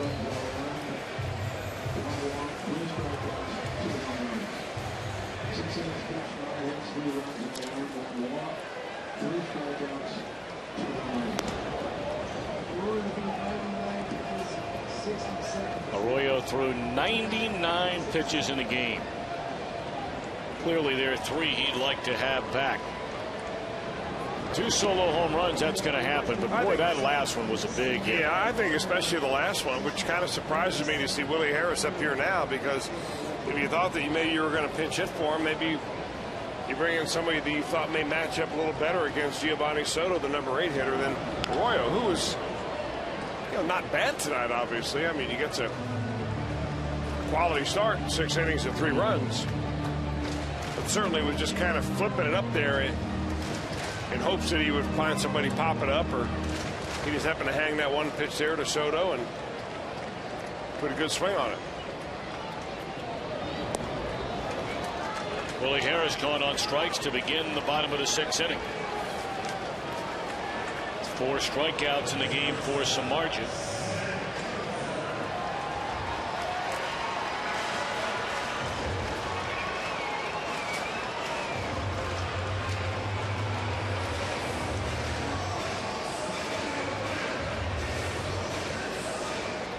Well, now the 3rd time through the batting order. We'll see if the Reds can fare any better against this talented young Chicago right-hander.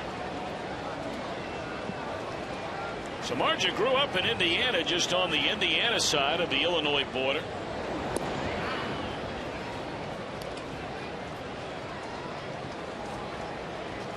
So yet another, and we see so many of them, young men that are born and raised in the Midwestern part of the country, where getting in spring baseball, whether it be due to rain, whether it be due to cold, they find a way to make it all the way to the major leagues.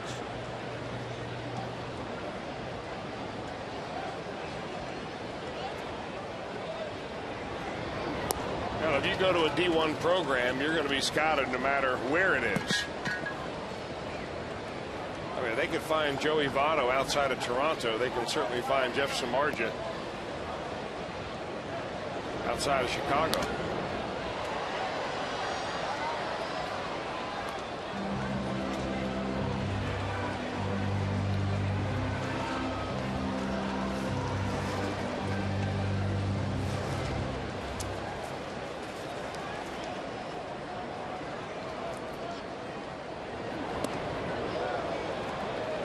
Cozart did not go around, count even at 2-2. Reds will be facing a guy tomorrow that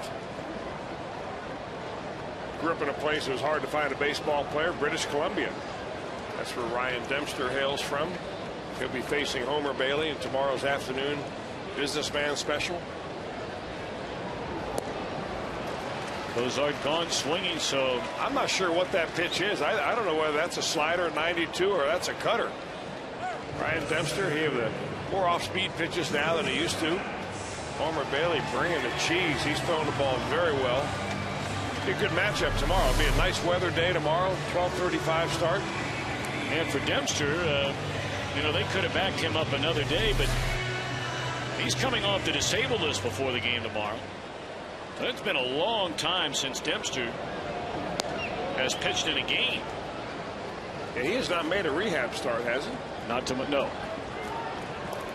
But he was sidelined with a leg injury, a quad pull.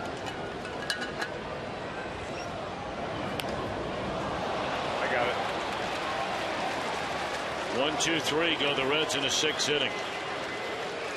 And we move to the 7th. Reds are going to their bullpen, trailing 3-1.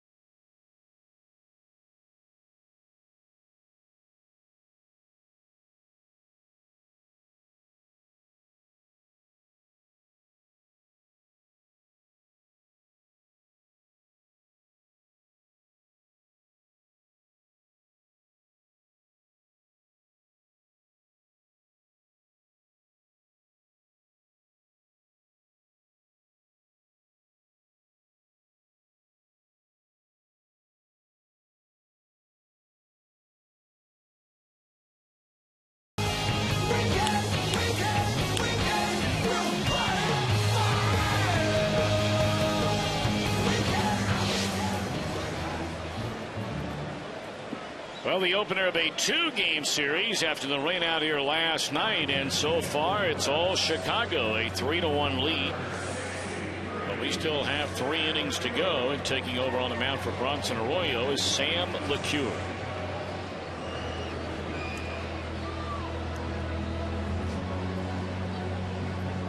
LeCure already pitching in his 9th game of this season.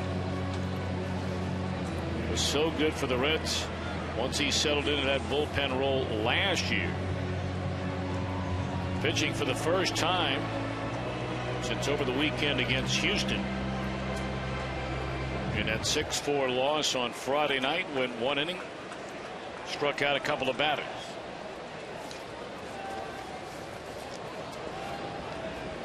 Sam has been all over the place as far as the length of time he's been in a ball game. 3 times he's pitched 1 inning, 3 times he's pitched 2 innings, and twice he's pitched only a third of an inning.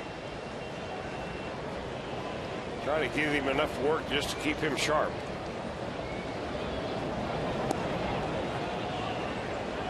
And that's a pitch he just loves to throw, that inside 2-seam fastball that tries to run it back over the plate.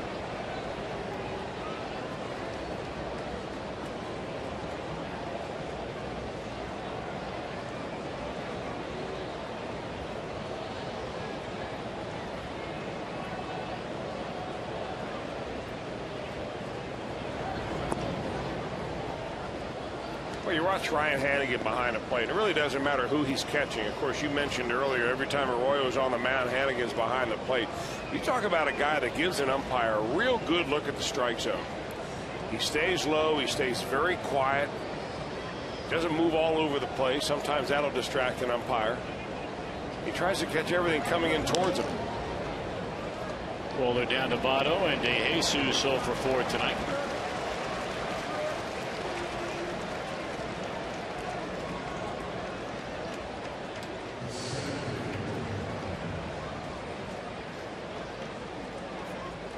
Come for the Reds Day for more fun. Visit Mighty Mike at Newport Aquarium, the biggest gator in the country. Make it a weekend getaway and book your stay at CincinnatiUSA.com.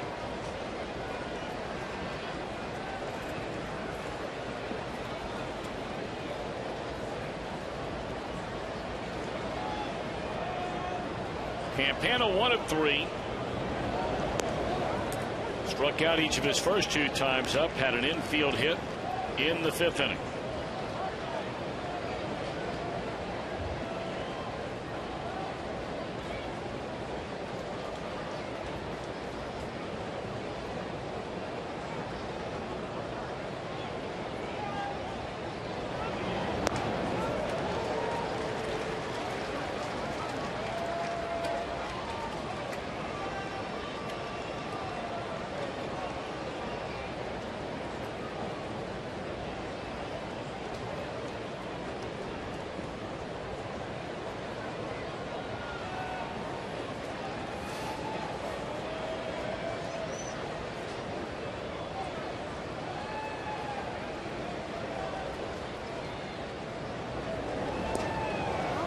Well, he looked bad on that at bat.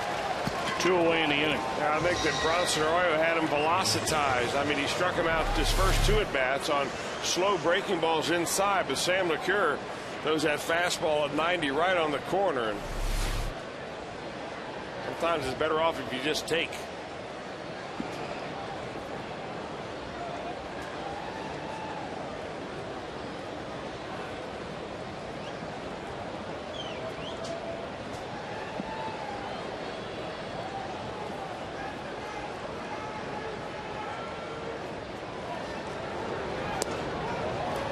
Starlin Castro is down a strike.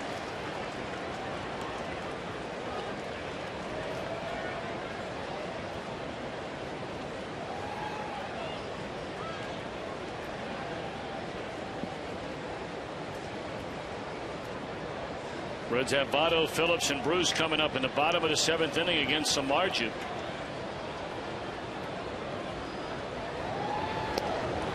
But really, so far through the front 6 has just overwhelmed the Reds batters. They got a hit and run single by Brandon Phillips on a little bloop into center field in the 4th. And Chris Heisey had an infield hit in the 5th. Their only run was scored on Samardzija's only walk in the 4th inning with 1 out to Votto. And the run scored on a double play ground ball off the bat of Jay Bruce.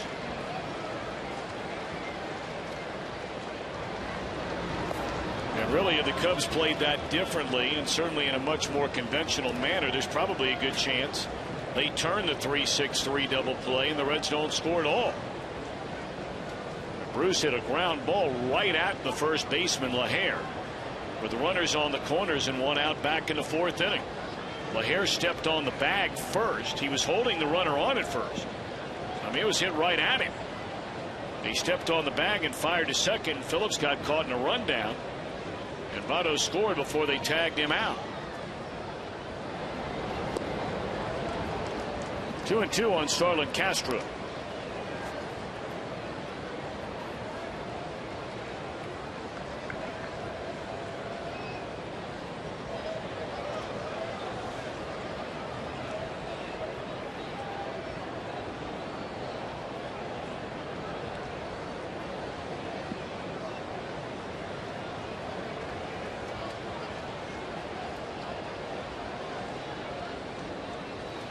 Two on the way. That's a broken bat, but it's a base hit into center field. 2nd of the game for Castro. That guy is one tough out, man. I'll tell you what, Sam LeCure threw some awesome pitches to him in this at bat. A slider away, a fastball right on the outside corner. He comes with another little sinker, a slider. I guess that was a slider. He just sticks his bat out there and gets a base hit. I mean, there's nothing you could do about that when you're a pitcher, but some guy just have a knack for doing that. I told you, Castro led the National League in base hits last year.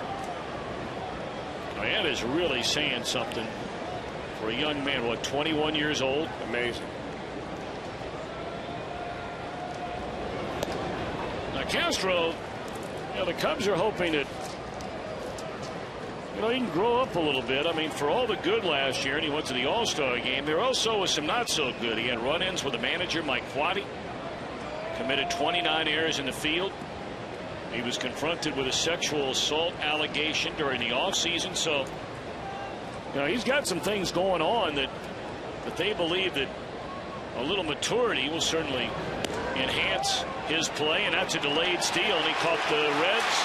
They thought sleeping, but a good throw by Hannigan, and the inning is over.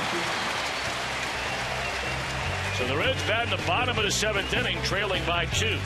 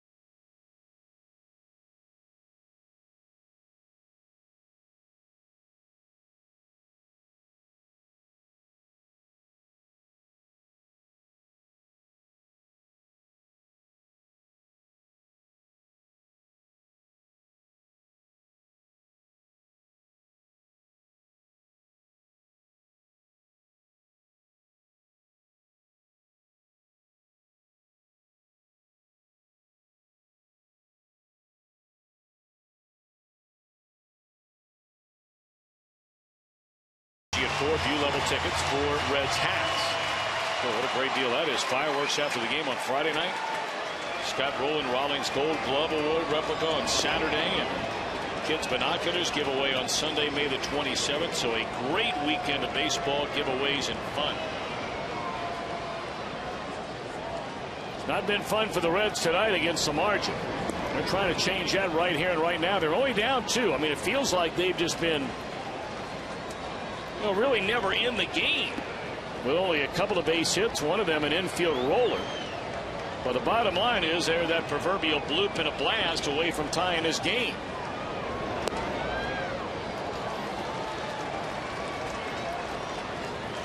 Very few of the Reds batters tonight, as indicated by the pitch count of Samardzija, which is a whopping 64 pitches in the game. Very few Reds hitters have gone deep in a count. Gotten ahead of a lot of batters. Votto took the walk from Samardzija in the 4th inning. And he's fallen behind 3-1 here to begin the 7th. Well, I think going deep in the count is really a function of Samardzija just not throwing the ball outside the strike zone. He is coming right after the Reds hitters.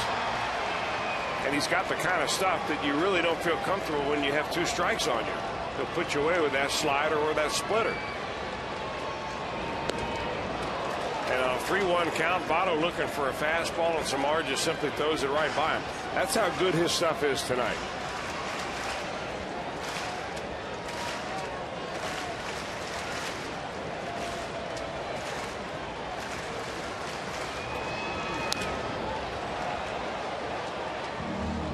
Of course, if you want to throw the ball by a hitter with a good fastball, the best place to do it normally is up and in. Because normally you hit that ball that is up and in, you've got to get that bat out in front of the plate to make good contact. When you throw it low in the zone, you kind of speed up the bat a little bit, and he just drops the bat head down there.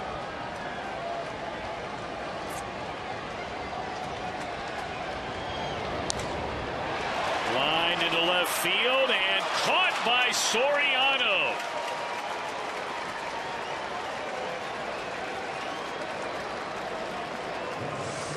He salutes some of the Cub fans out there in the left field seats. Nice play by Soriano. 2nd time tonight he's come in to catch a sinking line drive. That one he goes on a belly play to do it. Well, that could turn out to be a big play in this game. We've seen him play balls like that and then have to chase him all the way to the wall. He makes a nice catch on that one. Now Brandon, who has the only Reds hit that left the infield, and that was a hit and run jam shot that he dropped over the head of the second baseman in his shallow center field back in the 4th inning.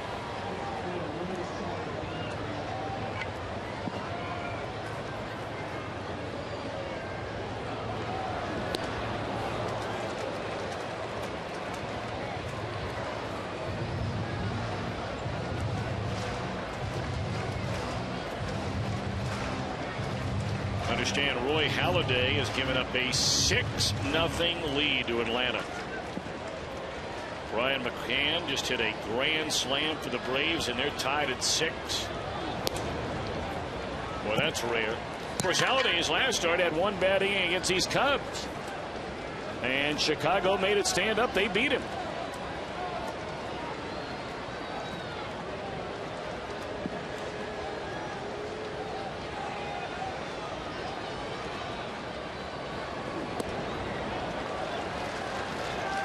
Of course, the team they're chasing, the Nationals, they were 14-4. They went out west. The Dodgers kicked them around. They come back home, and Arizona's come in and kicked them around. Diamondbacks leading, trying to beat them 3 nights in a row. 4-3 and a 7th.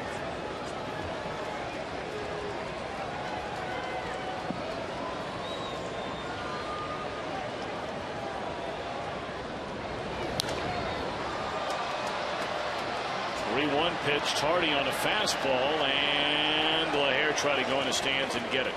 Could not.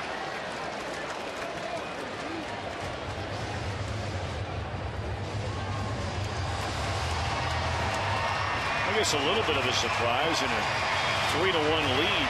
Well, he hasn't pitched since the 28th of April. So he's had, what, 3 days off now. So you want to get him some touches to keep his delivery smooth. I think that's probably more than anything. Trying to get a roll to some little action. But in the meantime, trying to get a little action against Samardzija. Let's see if Brandon can get on with Bruce 2 up next. Nope. Brandon says it was high. It was a breaking ball right across the letters or near the letters. Dana DeMuth. Not going to be talked out of that one. Let's take another look.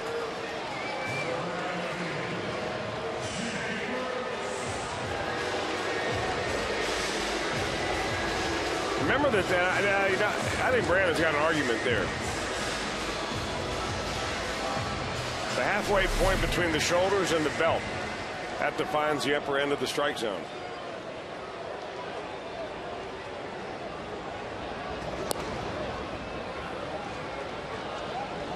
Well, the Reds have had 2 of their best hitters against Samardzija here in this inning on 3-1 counts. And he's still retired. And both of them getting fastballs on those 3-1 counts. Threw a 3-1 fastball by Votto, threw a 3-1 fastball that Phillips shanked to the opposite field.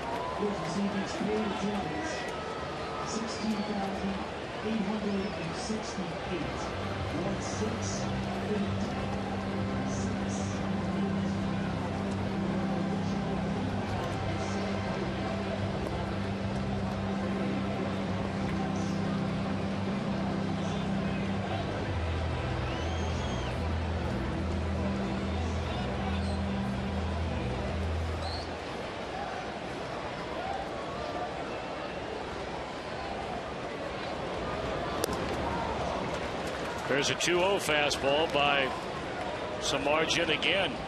95 miles per hour. When he gets that ball upstairs like that, I mean, it is awfully tough to get on top of it.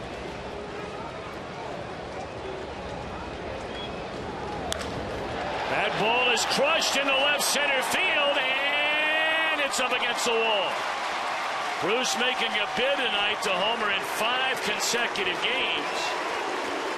When it left the bat, thought maybe it had enough air under it, but it's a double.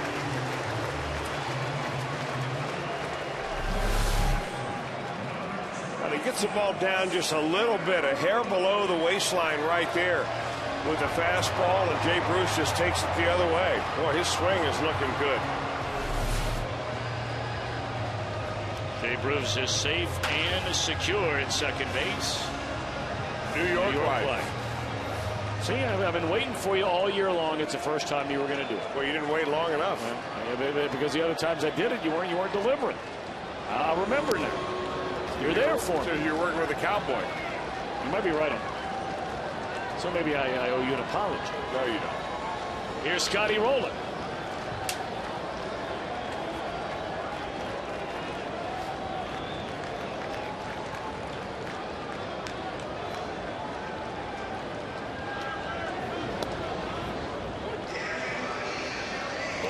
To Roland,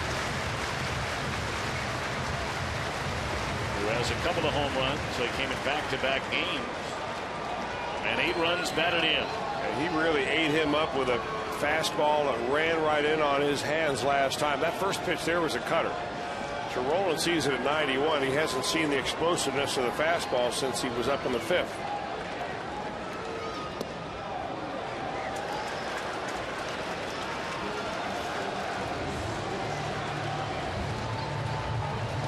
The Reds rallied late. They were down by 3 against Houston on Sunday afternoon. Came back to tie it and eventually win it.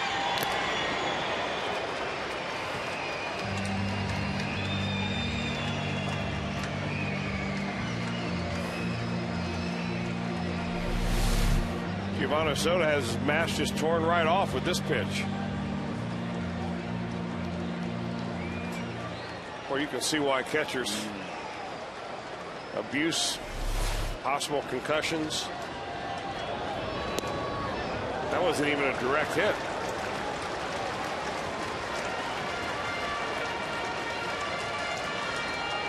Our old buddy sitting next door, an announcer for the Cubs, Bob Brentley, used to say all the time, it's like putting on the headgear that a boxer wears and let somebody just walk up and hit you as hard as they can in the side of your head.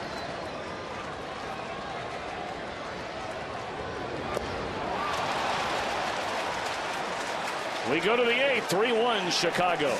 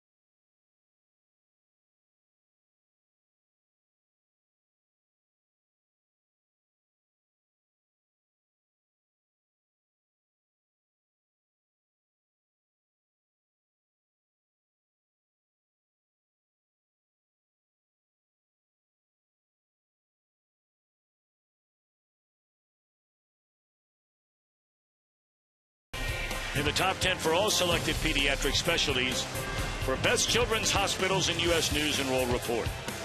And by the dependable, long-lasting Chevy Silverado and your tri-state Chevy dealer.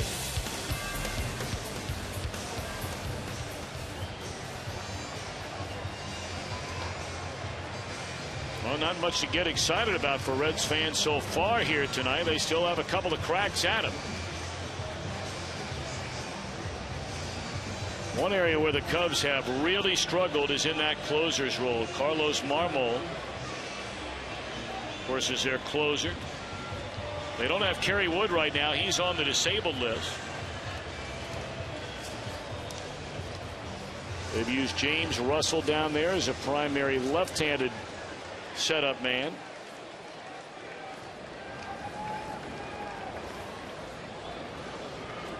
Rafael Dolis has been the real story out of their pen. He's taking over for Wood from the right side as a setup man to Marmol, and has pitched very well. We'll see, although, of course, Samardzij's pitch count, I mean, it'd be hard to imagine that he's coming out of the game, although for the first time all night long he did fall behind batters in the last inning. If that means anything, Chris, I'm not sure if it does or not, because he wound up getting all of them but Bruce out. But he did fall behind 2-0, 3-1 to the first three batters in the inning.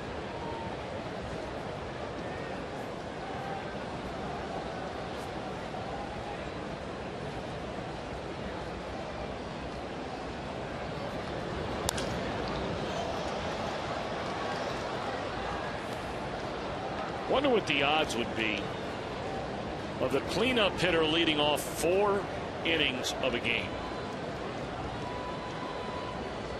That would have to be pretty long. Couldn't tell you.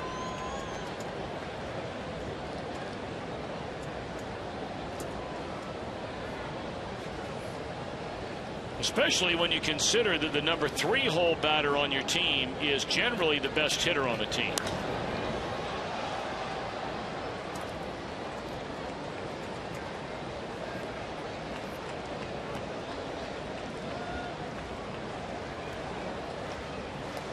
And even furthermore, when your number 3 hole hitter is 2 for 4 in the game. I mean, when you add in all those factors, that has to be ridiculous odds of occurring. Castro's been picked off to end an inning and been thrown out stealing to end an inning.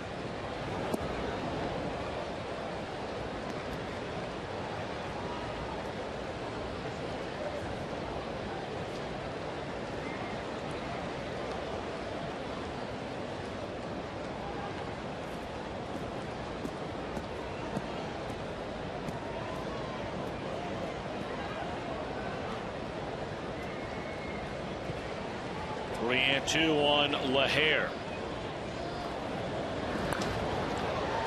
Ball's in the air, left field. Heisey with room, short of the track, 1 out.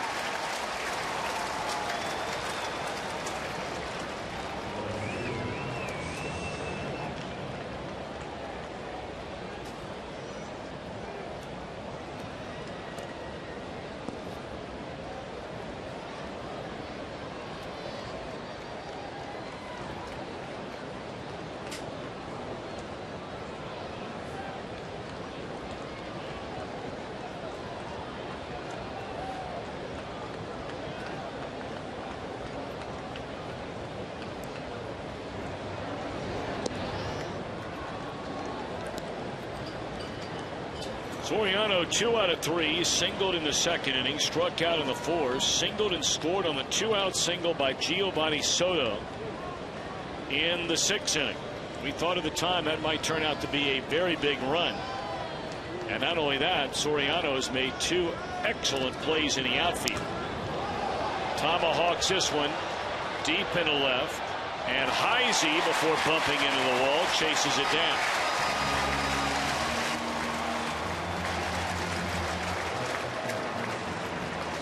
Saturday, the UFC returns to Fox and immediately hits the air live with an explosive heavyweight bout. LeVar Johnson and Pat Barry. Is that the Pat Barry that did weather?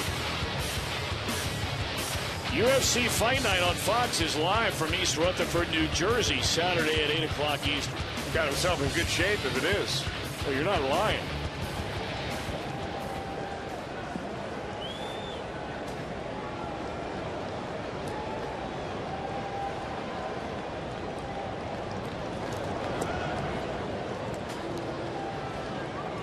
They're going to bring back the old Channel 5 news crew and have Pat Barry and Jerry Springer and Norma Rashid and Steve Physiok. Sounds like a good combination for a cage match. That's what I was getting ready to say, yeah. Tag team.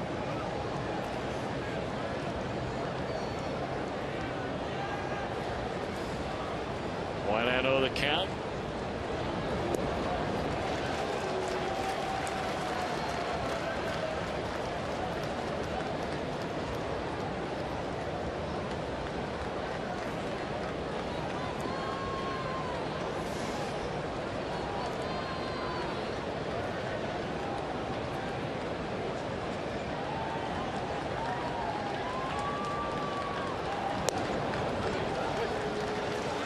Curious strike away and out away from a couple of good innings out of the bullpen tonight. Pitcher spot due up third when the Reds bat in the 8th inning. So Heisey, Hannigan, and then LeCure's spot.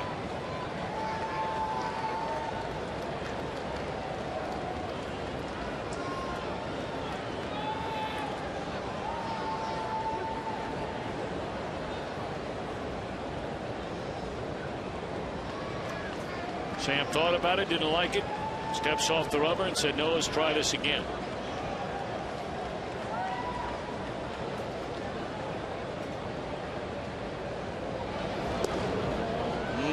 Boy, did not miss by much, and you couldn't have painted it in there any better than what Sam LeCure did with that fastball. What great comeback action that little two-seamer has. Right underneath the elbows of Ian Stewart, backs him off the plate. Wow. How was that a ball? So deemed. Sinking liner, good jump on it by Bruce, and the inning is over. Excellent work by LeCure. 2 innings, 1 hit, no runs. Reds down 2.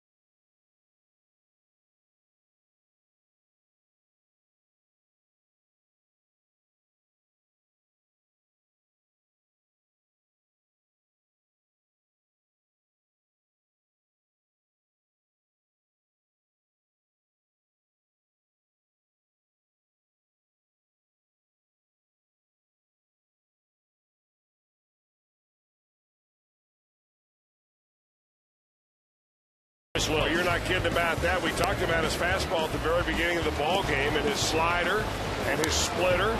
And he's used all three of those pitches magnificently. He's even mixed in a few cutters, which he's beginning to throw. He's come up with big-time pitches. He's thrown a lot of strikes. This pitch right now in the 8th inning, only pitch number 85 on the night for Samardzija. And he is still dealing in the mid-90s. We've seen that last pitch at 96. He's touched 97 or 98.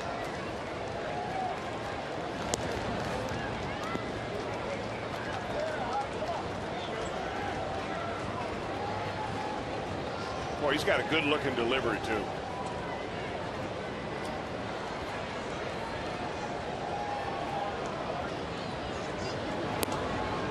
He has what a scout would call a clean delivery. Not a lot of wasted movement. Gets strong on his back leg over the mound. Drives with his legs. Got big, strong legs. It's a pitcher's body, that's for sure. Hooked into short left, but Soriano's there. 1 out. You know, there were a lot of skeptics out there when they made the full commitment, really for the first time, to make Samardzija a starter this year for the big league club as Darwin Barney takes over at second base. And a lot of people felt like, you know, you look at his minor league numbers when he was a starter, and he just didn't throw enough strikes. And they wondered if he'd be one of those guys. And Chris, Lord knows, we've seen plenty of those guys that you get into the 5th inning, they're up around 95, 100 pitches, and you're having to use, you know, 3-4 innings of bullpen every time they take the ball. Well, he's proven to everybody that he's capable of throwing a lot more strikes. Well, the other part of that is that when sometimes you're out of the bullpen, and if you don't get regular work, you never find a rhythm.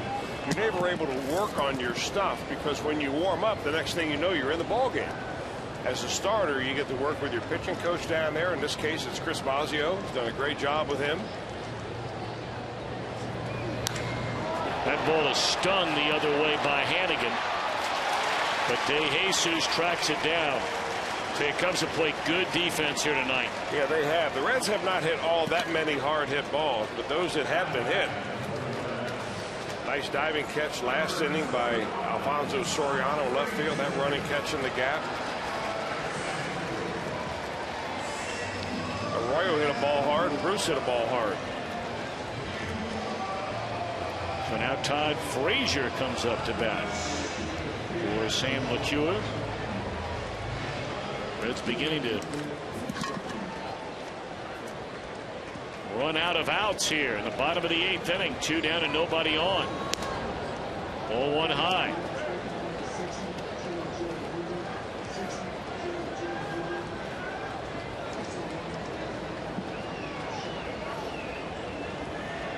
Frazier in his last 4 pinch hit appearances has tripled, doubled, singled, and tripled again.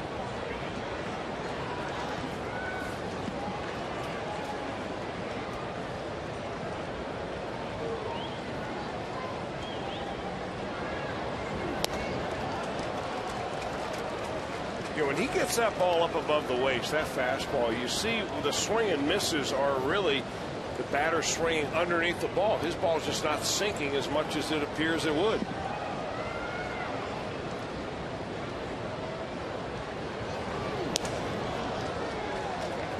Man, that's gas in the 8th inning. 96. He looks like he's got plenty left. Maybe Frazier can run into one right here. Good at that. Frazier draws a walk. Man, has he done a nice job in that role. I mean, you can't do a better job than Frazier is doing. It'll be interesting to see what the Reds do. I know that Miguel Cairo ran the bases yesterday, says he'll be back soon. I don't know whether they're going to send him down for a rehab assignment or not, but I can't figure that they would send out Todd Frazier, not after the spring that he had and what he's done off the bench here since being recalled from Louisville.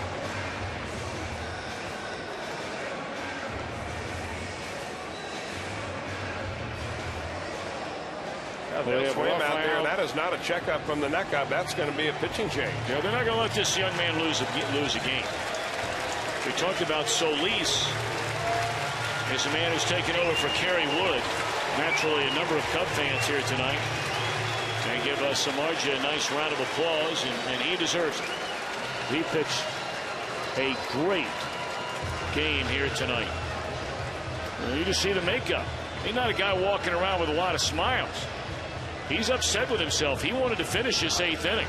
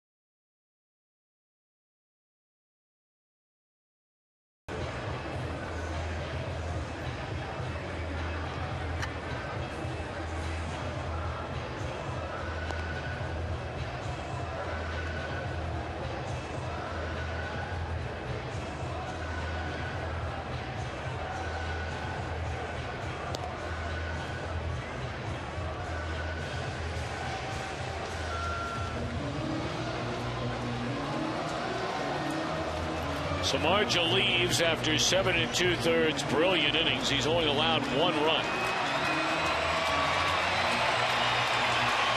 They shoot a 2-out walk to Todd Frazier, and now on the pitch, the right-hander Rafael Dolis. Really kind of an odd line right here on Dolis. He's got but 2 strikeouts, but 8 bases on balls. That's something that you may want to take a note of if you're a Reds batter coming in the cage. This guy can get wild on you. In 11 appearances, he's already walked 8.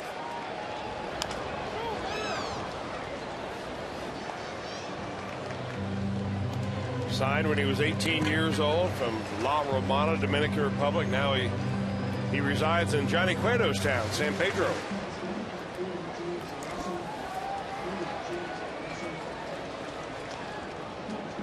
Pitched in Double-A last year. He's never been in Triple-A.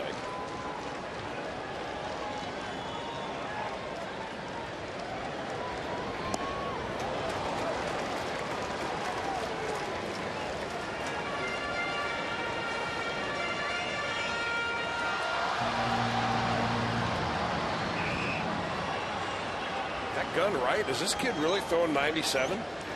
I looked up there, the same thing. I thought that's a surprise, that last pitch. Smokes. I mean, with that delivery.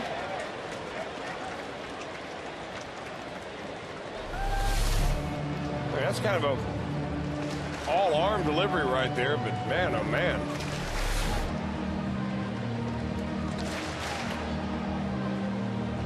Last outing, he faced 3 batters, gave up a couple of hits and a run in Philadelphia.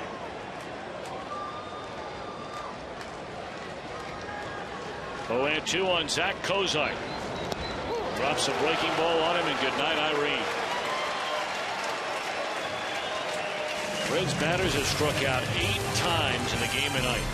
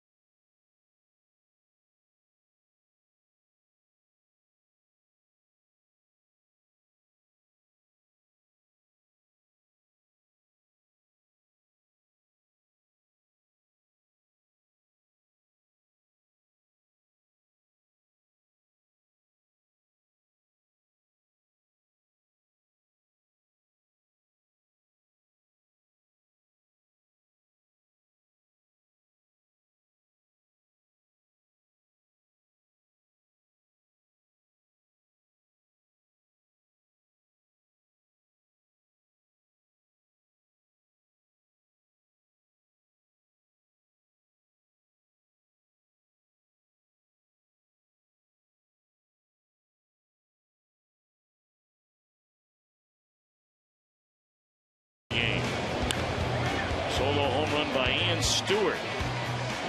That was back in the 4th inning. They tacked on another run in the 6th against Bronson Arroyo. So 3-1 Chicago as we move to the top of the 9th inning. And the Reds are bringing on their 3rd pitcher, Arroyo, followed by LeCure. And now the rookie, J.J. Hoover. Yeah, all right-handers tonight for Dusty Baker. 6 innings of 9-hit, 3-run baseball for the starter, Bronson Arroyo. A couple of very good innings. In fact, he only faced 6 hitters overall for Sam LeCure. 1 strikeout in his work, and now J.J. Hoover in for the 3rd time. Young man was brought over here from the Atlanta Braves in exchange for Juan Francisco. This young man's got a good fastball.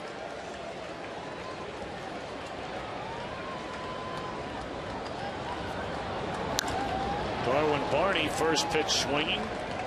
Lines out to Jay Bruce and right.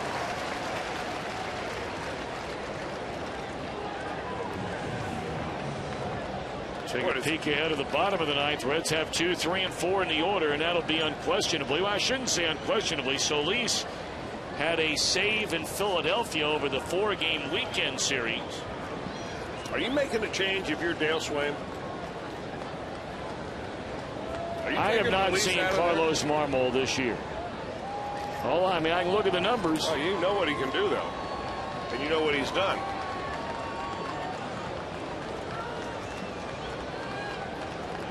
I mean, he has really had a rough time. In fact, Swain was commenting after the game the other day, and obviously we have no way of looking up as to whether or not this is a statistical fact or not. But one thing that cannot be denied is Carlos Marmol has, over the last couple of years, just completely become infatuated with his slider. And there he is. He's coming into the game. Yeah.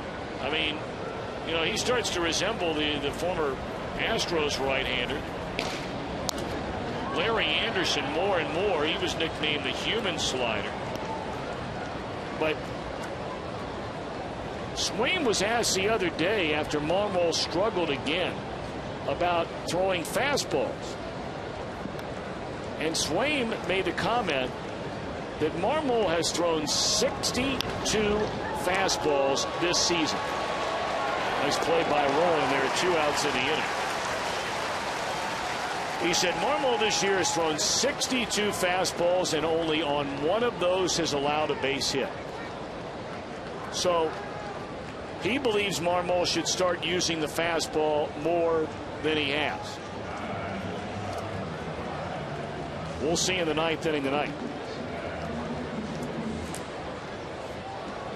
Reed Johnson, the batter. So it is official. Dolis is out. Base 1 batter. Struck out Zach Kozar. Well, he's credited with a hold. And it will be up to the Reds to try and rally against Marmol in the bottom of the 9th inning.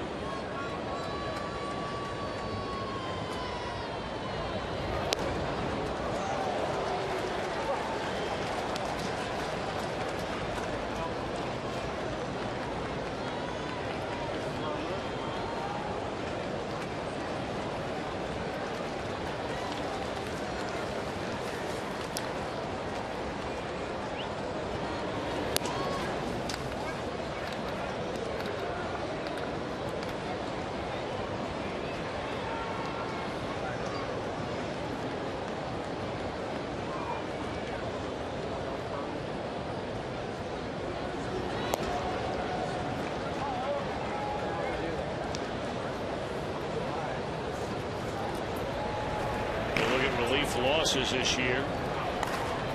6 of them served up by the Cub pen. If I'm not mistaken, the Angels have allowed the most losses from a bullpen of all teams in baseball. At last check, their bullpen was 0-9.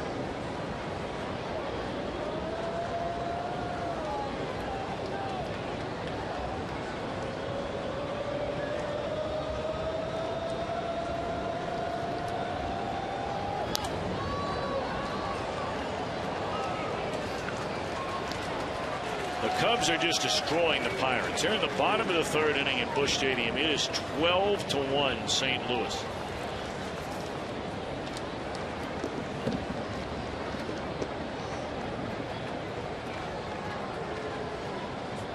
Milwaukee blanked by Jeff Suppan and the Padres 5-0, and that's all in the ninth. So here we go. Stubbs, Votto, Phillips. Reds are hoping for more against Marmol, down 2.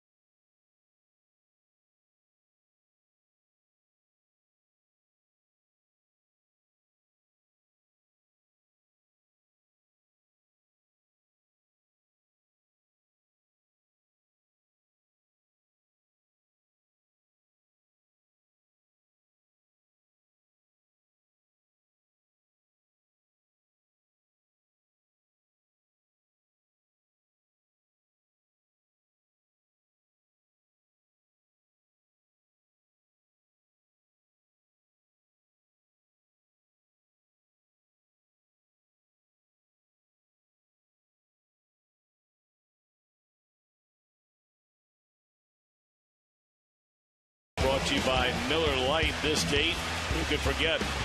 Ron Robinson flirting with a no-hitter,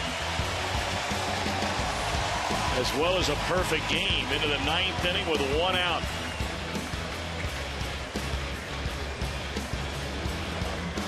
And then served in left field. Wally Johnson, was it not? Wallace Johnson. The Creech.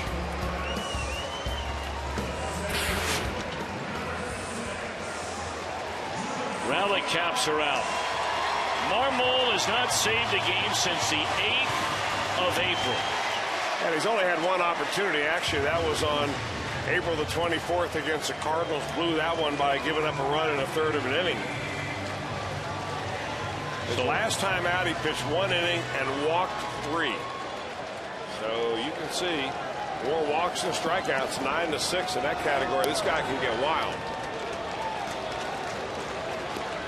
So he's already blown a couple of them this year. Will he blow one tonight? Quickly down a strike is Drew Stubbs. And he chased that pitch a foot outside. It's 0-2. Back-to-back sliders. After, Tom, what you mentioned earlier about Marmol throwing more fastballs this year than he has last year. Last year, he hardly threw any fastballs at all.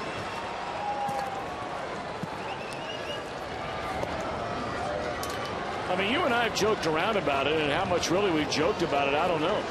I mean, if there's ever a guy where you would have say, just go up there and don't even swing the bat, there's no way this guy would strike you out. This is your guy.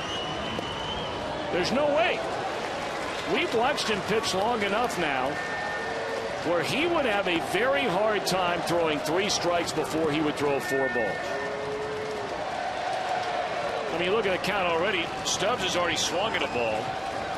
So rather than 3-1, it's 2-2. That would have been ball 4.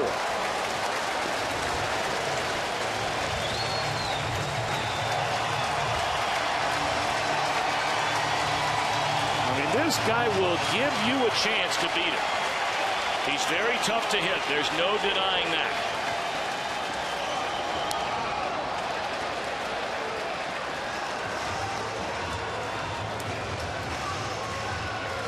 Marmol originally was a catcher in the Cubs organization.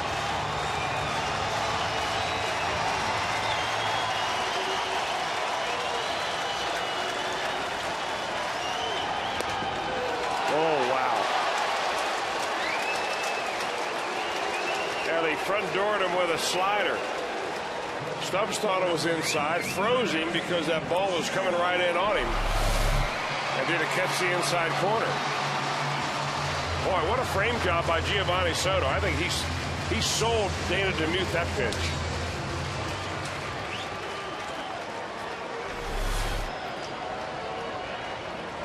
Now Joey Votto, Reds down 2, and they're down to their final 2 outs. Strike 1 on a fastball. You see, he's got a good fastball. Well, his fastball is actually up velocity-wise from last year by about 2 miles per hour. Maybe it's because he hasn't thrown as many sliders. Take a look at what he's done last year versus the percentage of time he throws his slider versus this year percentage of time he throws his slider. Last season, he only threw his fastball 36% of the time. Now he's up around 50%.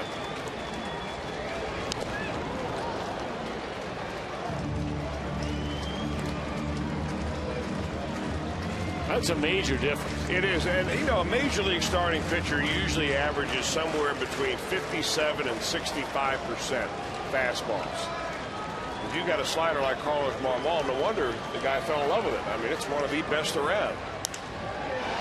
That ball's in the air to left field. That's pretty well hit, and Reed Johnson is backed up against the wall, and the Reds are down to their final out of the night.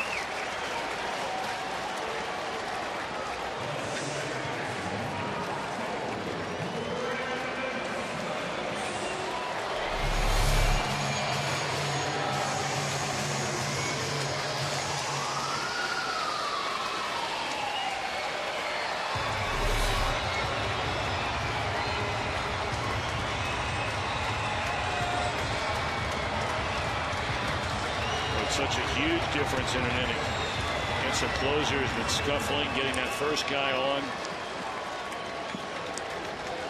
And Drew helped out Marmol tonight.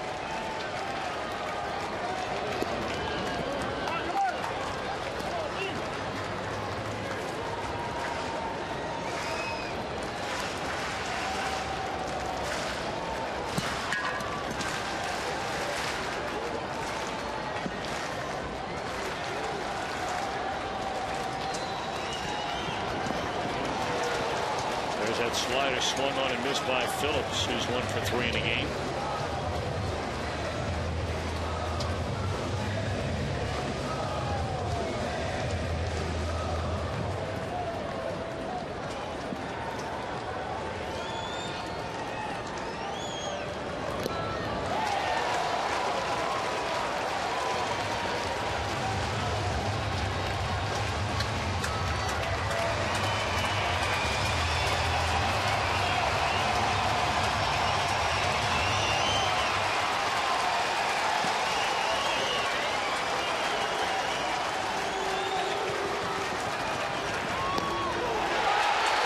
Game over, and Marmol slams the door with a 1-2-3 ninth inning.